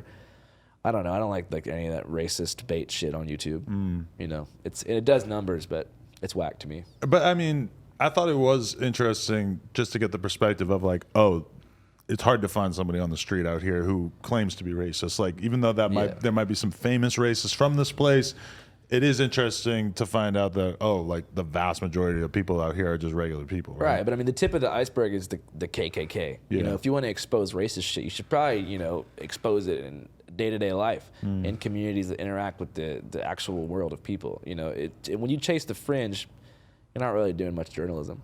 In that way. And the fringe is so small in terms of people who actually are like committed out here, have racist groups. You know, even throughout the Trump thing, it's like the people who are really like forming racist groups, let's just like use that. I mean, it feels like, I remember people like showering Richard Spencer with attention around the time that Trump got elected. And then I never felt like that dude has like 30,000 followers or something. Yeah, I think pre-Charlottesville, pre-2017, when people like Richard Spencer and Jared Taylor were like doing millions of views on YouTube, that was something worth covering because that was a serious problem. Right. Now, I mean, those groups are so small, you'd be like promoting them by even tracking them down and getting their 2 cents about what's going on. But the thing is, it would go viral. Yeah. Racist shit just goes viral. I always think about being a kid and how I didn't think it was anything out of the ordinary that I was watching Jerry Springer and that they would have a bunch of skinheads or a bunch of Klansmen and then like a bunch of random black people, and they would just put them on stage together, scream at each other, attack each other, the fucking security's breaking it up. I was watching that as a kid and it didn't even seem like anything out of the ordinary. And when I think about that now, it's like, I mean, from the perspective of like if a YouTube channel popped up tomorrow that's what they did, I mean, sounds like a 1 million subscriber channel for sure, but there's a lot of ethical issues about doing that kind of thing, right? Yeah, it's like if 20 to 30 million people believe in QAnon conspiracy theories, right? That's a problem.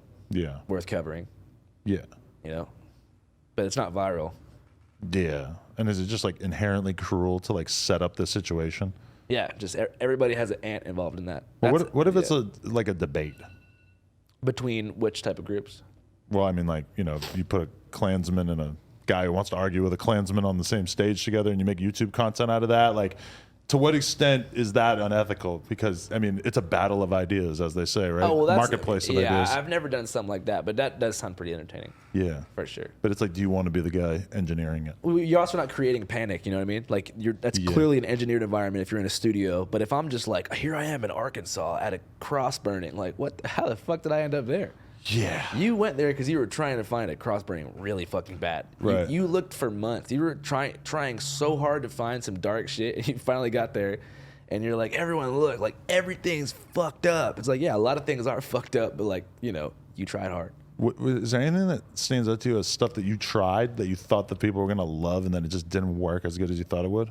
Oh, that's a really good question. What do you think, Nick? Like some shit. Stuff you found fascinating that the people just didn't really take to? Give me 1 second. Some shit. Definitely have a good answer for this. What's a video that we made that we thought like, oh, people are going to love this one? And it ended up just being like a complete flop. No. I know that you probably like the QAnon conspiracy dad Kelly Johnson more than the average viewer does, just because you know so much about him. There's a lot of context. Yeah, there's certain characters that I find very interesting that people don't connect with as much, that I think should be like very important in the Channel 5 lore that kind of gets skipped over. Right. I don't think any video we've done has flopped except for a video called Boarded Security Expo with All Gas No Brakes, which is the worst YouTube video ever created. What happened? Well, you know, we were on the road. We were drinking a lot this particular weekend in San Antonio, and the convention was a 3-day convention. Right. And it ended at 5 every day. And so we showed up on 4:30. Sunday at 4:30 with a 30-minute window to make a video at a Border Patrol Expo while they were taking away the carpets and deconstructing the whole conference. Okay. So it was just us ambushing people with like insanely stupid would you rather questions, and then if their answers sucked, we would play a trap instrumental, take their face and like have it like spinning through space and like put them on like Future's body type thing. So this was like you had to make a video out of the footage that you had? Yeah, because we were working for a shitty company. Right. Yeah, so that was like, well, we got to make something. They paid for us to get down here. Right. Did you see the angry feedback from that, and did it hurt? No, the fucked up thing is They people, liked it? people loved it. Yeah. They love this departure from the classic deadpan style. I was like, oh, thank you. Yeah. I felt like Picasso. Would you advise a young kid who wants to get into media to take the kind of gig that you had at that time, or is it better to just go it alone? It's a great question. It depends shit. Looking back on it, I don't regret anything. Especially the way that the All Gas No Brakes deal worked at first in terms of doing things media having control. They weren't too manipulative. They didn't force me to make any content. They didn't try to get me to stop covering protests in favor of party and college content. Right. So if I were to look back, I would say, yeah, it was a pretty sweet deal. They give you an RV. They give you $45,000 a year. They pay for your gas, pay for like 2 meals a day. You get to fill an RV up with all your best friends and traverse the country for a year and a half. That's a great job. If you had been like a little successful, then you would be looking back at it like, wow, it's amazing that they footed the bill for me to try making content for a while. But then instead you became like very successful. Yeah. At a certain point. I had a viral series called Quarter Confessions in New Orleans prior to All Gas No Brakes that did numbers, but there was no money involved. Like I probably had like $5,000 from doing an ad read for some like phone case company. Right. So like in my head, I knew that in order to like fulfill my vision of having like a traveling interview roadshow, I had to get an RV, but I had no money. So I didn't even read the contract. I was like, wait, I can get an RV next week. So my dad went and picked it up in Seattle. I flew to Seattle and then boom. You love the RV life? I did for a while. I still like it sometimes. But I'm saying next week I was at the raid of Area 51. Then I was at Burning Man. Then I was in Vegas living off the strip in the RV. Then I was at the Flat Earth Conference. And my life just became this crazy cycle of like events. Yeah, are you craving normalcy or like some kind of daily ritual? Or are you like just being out there in the craziness? Morning coffee is pretty good. We rent a spot like in LA now. Okay. So whenever I'm feeling like a little bit crazed, we just come back here and just edit and chill for like a week at a time. That's enough for me. And then you'll just find a destination and just head out? Yeah, like we're going to the Gathering of the Juggalos next week. Nice. Twins conference. You got good access for the Gathering of the Juggalos? Yeah, the Lyrical Lemonade dudes are letting us use one of their press passes. Oh, Lyrical Lemonade has Gathering of the Juggalos press passes. Jake and Cole. Enough to let you borrow some. Jake and Cole are like letting us roll with them and like interview ICP themselves. Wow. They rejected our press pass last year. I'm not sure why. Huh. I've spent a lot of time with those guys at this point. It's very interesting because they're not touring as much because they're dealing with health issues and stuff. So they're very much in the sunset part of their career, I guess you could say. Yeah. I mean, you know, what's crazy about the Gathering is that Chris Hansen hosted it last year. Like, they have such an insane lineup of people that, like, make the Gathering happen now. It's fucking amazing. I wonder how nuts it is now because, dude, there was a point, and they made this clear to me, too, where they were booking, like, huge rappers, huge metal bands and shit, and it just got to the point where they were losing fucking money like crazy. You heard of Hepatitis Lake? That's a lake at the Gathering of the Juggalos? Yeah, with, like, car batteries and, like, fish that are so fried from acid that they just have, like, bones rising to the surface, and it's just full of naked juggalos. Doesn't the Gathering of the Juggalos sound like something that you did a video about, like, many years ago? Well, honestly, we didn't want to do the Gathering for a while because, like, it's been so overcovered. Like, since Vice killed it back in the day. If Vice did some shit 6 years ago, I'm like, no, I'm not going to do it. But that's a good point because you guys are kind of like taking the lane of what Vice was at a certain point, don't you think? Yeah. Vice became a little, I mean, they still honestly do make great content a lot of the time, but the brand has been somewhat muddled, I guess you could say. You guys kind of took a lot of that. Yeah, you know what I think it is like they don't give much props to the people who actually make documentaries for them. It's just a Vice documentary. Right. And I think when you remove that individual agency, it doesn't have to be equity, but just like putting someone's stamp on it. Like, for example, shout out to Molly Wertheimer. She's a Vice documentary filmmaker who made the All Gas No Brakes documentary for Vice. It's got 7 million views. Everybody loves it. Right. But her name's not even on it. It says Vice. All Gas No Brakes, but I see like the individual director and the DPs who put in like a shit ton of work and followed us around South Dakota for like 4 days. But a lot of the Vice documentaries that I watch do have like a host or like a person who's sort of like leading the narrative, and I would say that it doesn't seem like the audience really gives a fuck that much. Yeah, but still maybe just having someone's name on it, like not just deferring to the greater entity, like that's what creates a Justice League of like sick ass journalists like it used to be. But that's the whole thing about YouTube too, is that it's so much easier to create a following behind a person rather than a brand, you know? And I'm sure that like a lot of the fact that people love you follows through to them loving the Channel 5 brand as a whole, but with Vice, it's like there is no person. Right. It's like everything. Who owns it? It's on the stock market. Think about the heyday of Vice, right? You had Shane Smith interviewing General Butt Naked in Liberia. Like, that was some epic shit. You had Thomas Morton going to, like, underground LSD caverns. I'm not Thomas Morton, my bad. Hamilton Morris. Right. You had Thomas Morton doing the Noisy Chirac series with Chief Keef riding ATVs in the backyard. Oh, it was great. That was peak Vice. And they really had, like, a monopoly on that shit because there were just so few people trying to make that kind of content at that time, too. Right. But, you know, I don't know. Shout out to Vice. Shout out to Molly and everybody who helped us out. But it is sort of like the alt legacy media. Yeah. So in our minds, we get a lot of comparisons, and I want to talk to Shane Smith more about because they signed a huge deal. Yeah. I can't imagine how much did they make.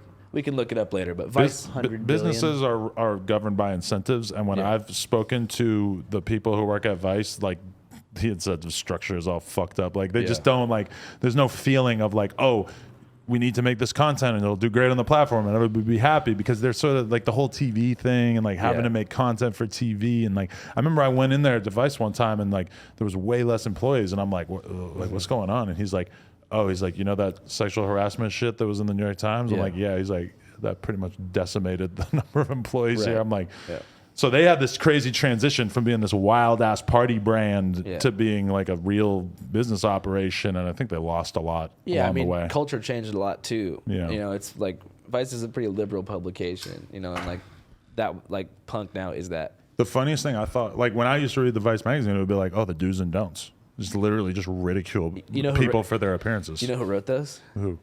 Gavin McInnes, who went on to found the Proud Boys. Crazy. But it shows early stage hipsterism, what the currents really were. And I remember around that time period, I remember watching Gavin McInnes on Joe Rogan, and I remember being I cannot fucking believe this dude is real, because he said so many extreme offensive things that maybe would fit in more normally with the Matt Gaetzes of the world and shit these days. But he was talking in one of those early Rogan interviews, he's floating the idea for the Proud Boys. Yeah. And it didn't sound offensive at that time, or it didn't sound that offensive. It was it's a white men's social group. Yeah. And then to see what it turned into was just insane. There's a lot of non-whites in there too. That's true. A lot of Cubans. Yeah. I don't think he would have said it was a white social group. I think he was just saying it. And it was it was a chauvinistic men's organization, I think he said. Yeah, definitely. Which I guess is cool. Yeah. Which when it's funny because no one's seen the movie yet, right? But we have this massive body of work that centers around right wing shit. So I know that as soon as that comes out, I'm gonna get so many questions about this type of shit. Yeah. So it's funny talking about it now as a subplot, because when they have me do these big interviews after the movie comes out, hopefully if it does, it's gonna be everything is about Proud Boys, everything's about Alex Jones, everything's about this and that. Mm-hmm. But you'll go to a Proud Boys rally and you'll make content? Not again. Oh, not again. Yeah, I went once. But satirizing them is fun. Yeah. What's the left equivalent of a Proud Boys rally? Some insane fucking gender theory conference or something? Is that fair game, or is that punching down? We did a video that we thought would be an equivalent. It was at the Uhuru Reparations March. I watched in Oakland, and if you know, Oakland is the frontier of gentrification for the whole West Coast. Just a bunch of white people feeling bad about being white. It Yeah, was well, insane. And he kept asking for everybody for $5. Yeah, Saddam did. Yeah. Shout out to Saddam. Right. But the whole theme was white solidarity with black power. Right. And they were marching around in tears, talking about reparations, marching through the most gentrified corridor of Central West Oakland, and then to build a basketball court in St. Louis, which I just visited and is still not built yet. It's still not built. Just a stake in the ground. A lot of these things that people are supposed to be building don't really seem like they're happening. Yeah, a lot of what GoFundMe. Well, what's his name? Dr. Umar, who we're trying to do content with. He's been raising money for a school, and if we want to interview him, we have to donate to the school. And I guess it's been a long time since they've been working on the school. Although I could see how building a school would take a long time. You heard about in Puerto Rico right now, all the NFT Bitcoin dudes have started building these mansions and haven't been able to pay for to complete the construction of them since the NFT Bitcoin shit crashed. So now there's all these insanely unfinished luxurious mansions and shit that contractors aren't getting paid for. I didn't know that. I think we're gonna go down there soon to do something about it. That's smart. Wow, Yeah. I love that idea. It's nuts because they thought the money was going to keep coming. So people were building $150 million mansions down there. I'm going to tell you something I haven't said on camera is that right before the crypto crash, there was a company reaching out to me that was really interested in investing an extreme amount of money into basically me and my girl creating a variety of metaverse porn for the company where basically we'd be doing porn with sensors all over our bodies. I don't fucking know. We're going to have to create a whole green screen room, something crazy like that. And this seems extremely stupid. I know what you're thinking, but it was enough money that I was like, yeah, all right, I guess I got to do that. Yeah. I hope I don't have to promote it too much, but yeah, I'll definitely do that. And then the market crashed, and then now I don't have to do that, so people don't have to like read about this on my story. And, Right. you know. It's better than Chet Hanx's NFT. What was his NFT? All right, so It's called Chode Coin. Chode Coin. And it was kind of sick. It was just like chodes that are themed. Like one chode will be one of the Island Boys. Another chode will be like George Bush. It was tight. Wow. Yeah, dude. But like the NFT shit is crazy because, you know, at Complex Con, that's like the first time I ever engaged with like the NFT crypto community. And Right. they were so sure that this was like the next shit. Yeah. I was walking on the floor. I'll never forget this. Some dude comes up to me and he's like, hey, man, like, my friend would like to speak to you. I'm like, who's your friend? He's like, Gary V. I had no idea who Gary V was. So I was like, At ComplexCon? yeah. So Oh, wow. I said, yo, if your friend wants a picture, just tell him to like, just come get it. And the dude just walked away. And I, the whole time I was like, that was weird. And then I went on YouTube and I was like, fuck, I almost talked to the guy. Yeah. What would you have asked him? What is an NFT? How much money do you have? He'll tell you all about V-Friends. Yeah, I mean, he was the kingpin. I do think that his framework that he's throwing out there for how V-Friends could be a success is actually the only thing that makes sense to me, which is basically like, we're going to sell these NFTs so that you can have ownership of this new brand that we're creating, but then you have to go out there into the world and create value for this IP. Now, is that going to work for these like penguins and shit that Gary Vee has drawn? Yeah. I don't know. But I mean, if you're going to do an NFT, you have to have some kind of game plan in place in which you're going to be able to create long-term value from this. Yeah. NFT's always been the same to me. You know what it stands for? Not fucking trying it. You know what Delta stands for? What? Doesn't ever leave terminal. Ah! But did you think about doing an NFT? Anybody? I know you've been pitched a Fuck thousand no, times. dude. Every time someone, I knew that would be the that would be the downfall of everything. If we made a Channel 5 NFT, there's no way the bag would ever be good enough to undo the damage that would do to our integrity. Yeah. But do you, okay, Lyrical Lemonade did NFTs. Yeah, it's different Yeah. because they're like about a bag. It's just a little bit different for But us. he's done very little that I would consider like about a bag over the years. He Like works with Lil Durk, the richest man on earth. Yeah. But I mean, Lil Durk also like one of the hottest rappers in the game. Yeah, we don't work with the hottest rappers in the game. We want to. Maybe if I did, I would do that. But Right. I just like, I see Lyrical Lemonade within this space of being like a brand that kind of refuses to devalue their brand for the most part. I'm sure. Yeah. I'm sure that Cole could point to things over the years and be like, I wish I didn't do that. I wish I didn't do that. But for the most part, I've seen but the thing is with the NFT thing is that if they put it out 6 months ago, they're probably thinking about it 6 months before that, and like a year ago, NFTs seemed like maybe this actually is the future, and then like as of a couple months ago, they've seemed like a fucking joke. We really don't know in the long run if society can figure out utility for them. I do own a fucking $160,000 crypto punk, so fuck it. I'm gonna get my Lyrical Lemonade video one day. Yeah. you've been around Cole and stuff, I'm gonna right? get that, and I'm gonna get the Drake feature. Have you reached out to Drake? Nope, I'm not gonna. You should reach out. That's gonna happen. I'm You just gonna tapped in with everybody. I'm just gonna sit here and wait for it. Can we talk about graffiti before we leave? A little bit. Dun dun. What was your relationship with graffiti like as a kid? How deep into it did you like- get? Just Just fucking around. yeah. You know some people I know though, who take it a little bit more serious. Yeah. We won't say names or anything, but what do you like about graffiti? What do you find inspirational about it? Not doing it, but just observing it. The history. He also likes expressing himself. Through looking at it. Yeah. Well, what's crazy is one of the reasons I got into college in the first place. A lot of people don't know this about me, but I actually have the Congressional Medal of Honor. I got it during the Obama administration. It's signed by Pelosi and John McCain, rest in peace, and a few others, because I was taking a hella pictures of graffiti and putting them on Flickr. And so my mom took my Flickr catalog, printed them into a photo book, and submitted it to the U.S. Congress and said, like, Andrew's, like, documentation of, like, West Coast hip-hop letters. And boom, it came back in the mail, signed by Congress, Congressional Medal of Honor for Urban Art Photography. Submitted that to Loyola University of New Orleans, got a scholarship, full scholarship for journalism. So in that way, without my keen eye for hip hop art, I would never be here. Wasn't it like the bronze tier Congressional Medal of Honor or something? They have tiers? Yeah. It was like actually, since Nick wants to clarify, there's medals and then there's certificates, right? I had the bronze certificate, which is the 6th lowest tier. But, hey, it's still signed by Congress. That's pretty badass. But there was no, like, hint at, like, oh, well, this is all property damage. This is all vandalism. Yeah, I think that, you know, because it was mostly near train lines and stuff, in their mind, it wasn't like a tag on like a, you know, someone's church or something. I grew up a lot because when I was like 14, I was on some graffiti forums, and we had like an amazing train yard where I grew up, like fuckload of freights and clean, what do they call the plain silver ones or whatever? I don't know.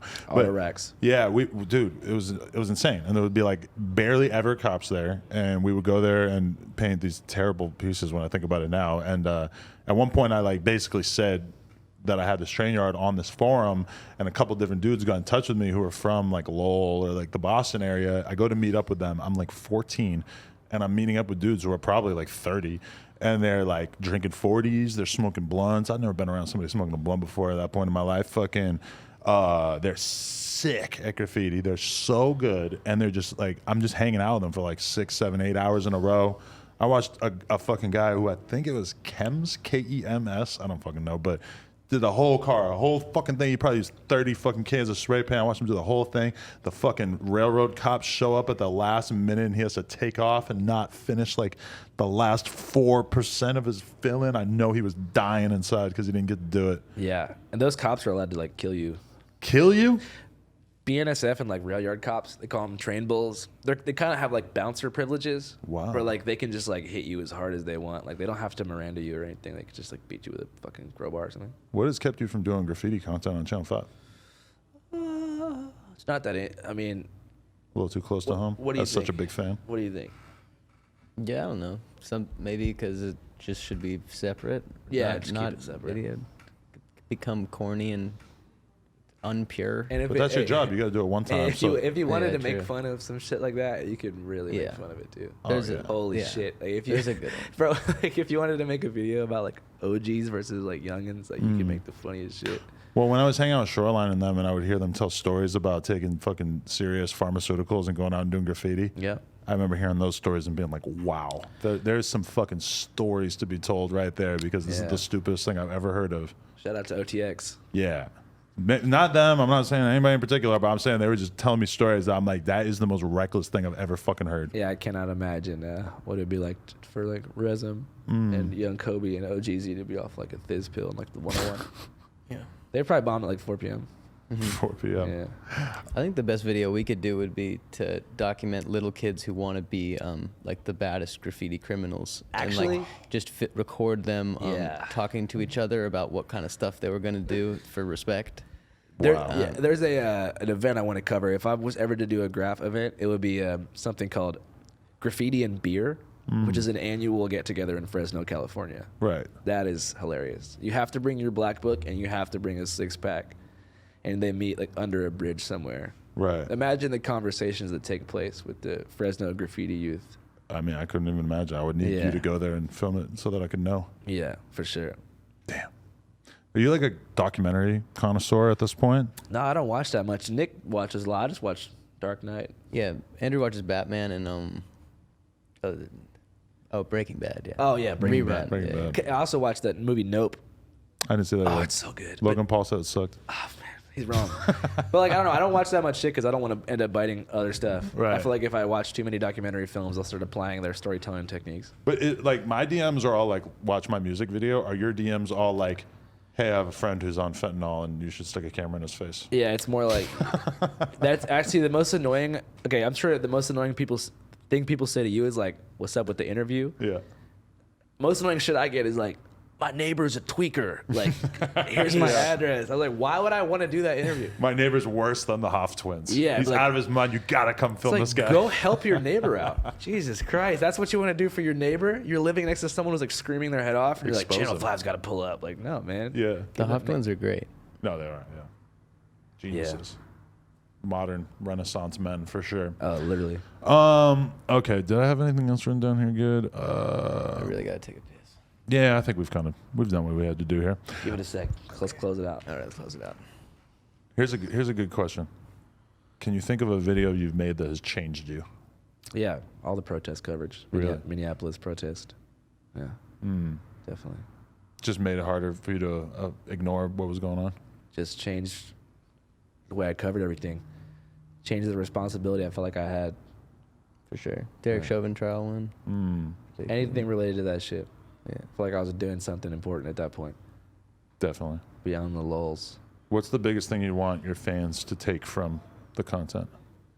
Shit. Keep an open mind. I heard Mark about Software Underbelly. He said that the underlying theme of his channel is the importance of strong parents in their children's lives. Yeah. Because that's the biggest underlying theme of all these people he talks to. They all have fucked up family lives, pretty much. Yeah, that is a good theme for him. One day I'll have something more poetic to say. But for now, I just shit. I don't know, Nick. What do you think? Yeah, I don't keep an Oh, open never mind is commit. good. Yeah, never commit suicide. Never commit suicide. Keep an open mind. Crucial. Never commit suicide. Keep an open mind. The biggest thing for me that I get from you guys is be appreciative of your local culture, even if it's so familiar to you that you're absolutely sick of it. It's like, this is something to be appreciated. That's a good one. Yeah. Yeah. Go like that. walk around the block. Walk around. Talk to someone. Yeah. Talk to people. For sure. Talk to your enemies. Yes. I wish I could quote Crip Mac right now, but I will not. Yeah. Never. Free my boy. Free Crip Mac. Definitely. Free Crip Mac. Free him. He'll be out in February, he said. No doubt. And Nick, it was great to meet a fellow 55th Street soldier. Right on. Thank you. There it Thanks, is. Thanks for having me. There it is. Appreciate you guys. Appreciate you, bro. No Jumper, coolest podcast in the world. Check us out on YouTube, TikTok, Patreon, Instagram, all that shit. Like, comment, and subscribe. NoJumper.com if you want to support. Maybe I should have looked at that camera. I don't know. Appreciate y'all.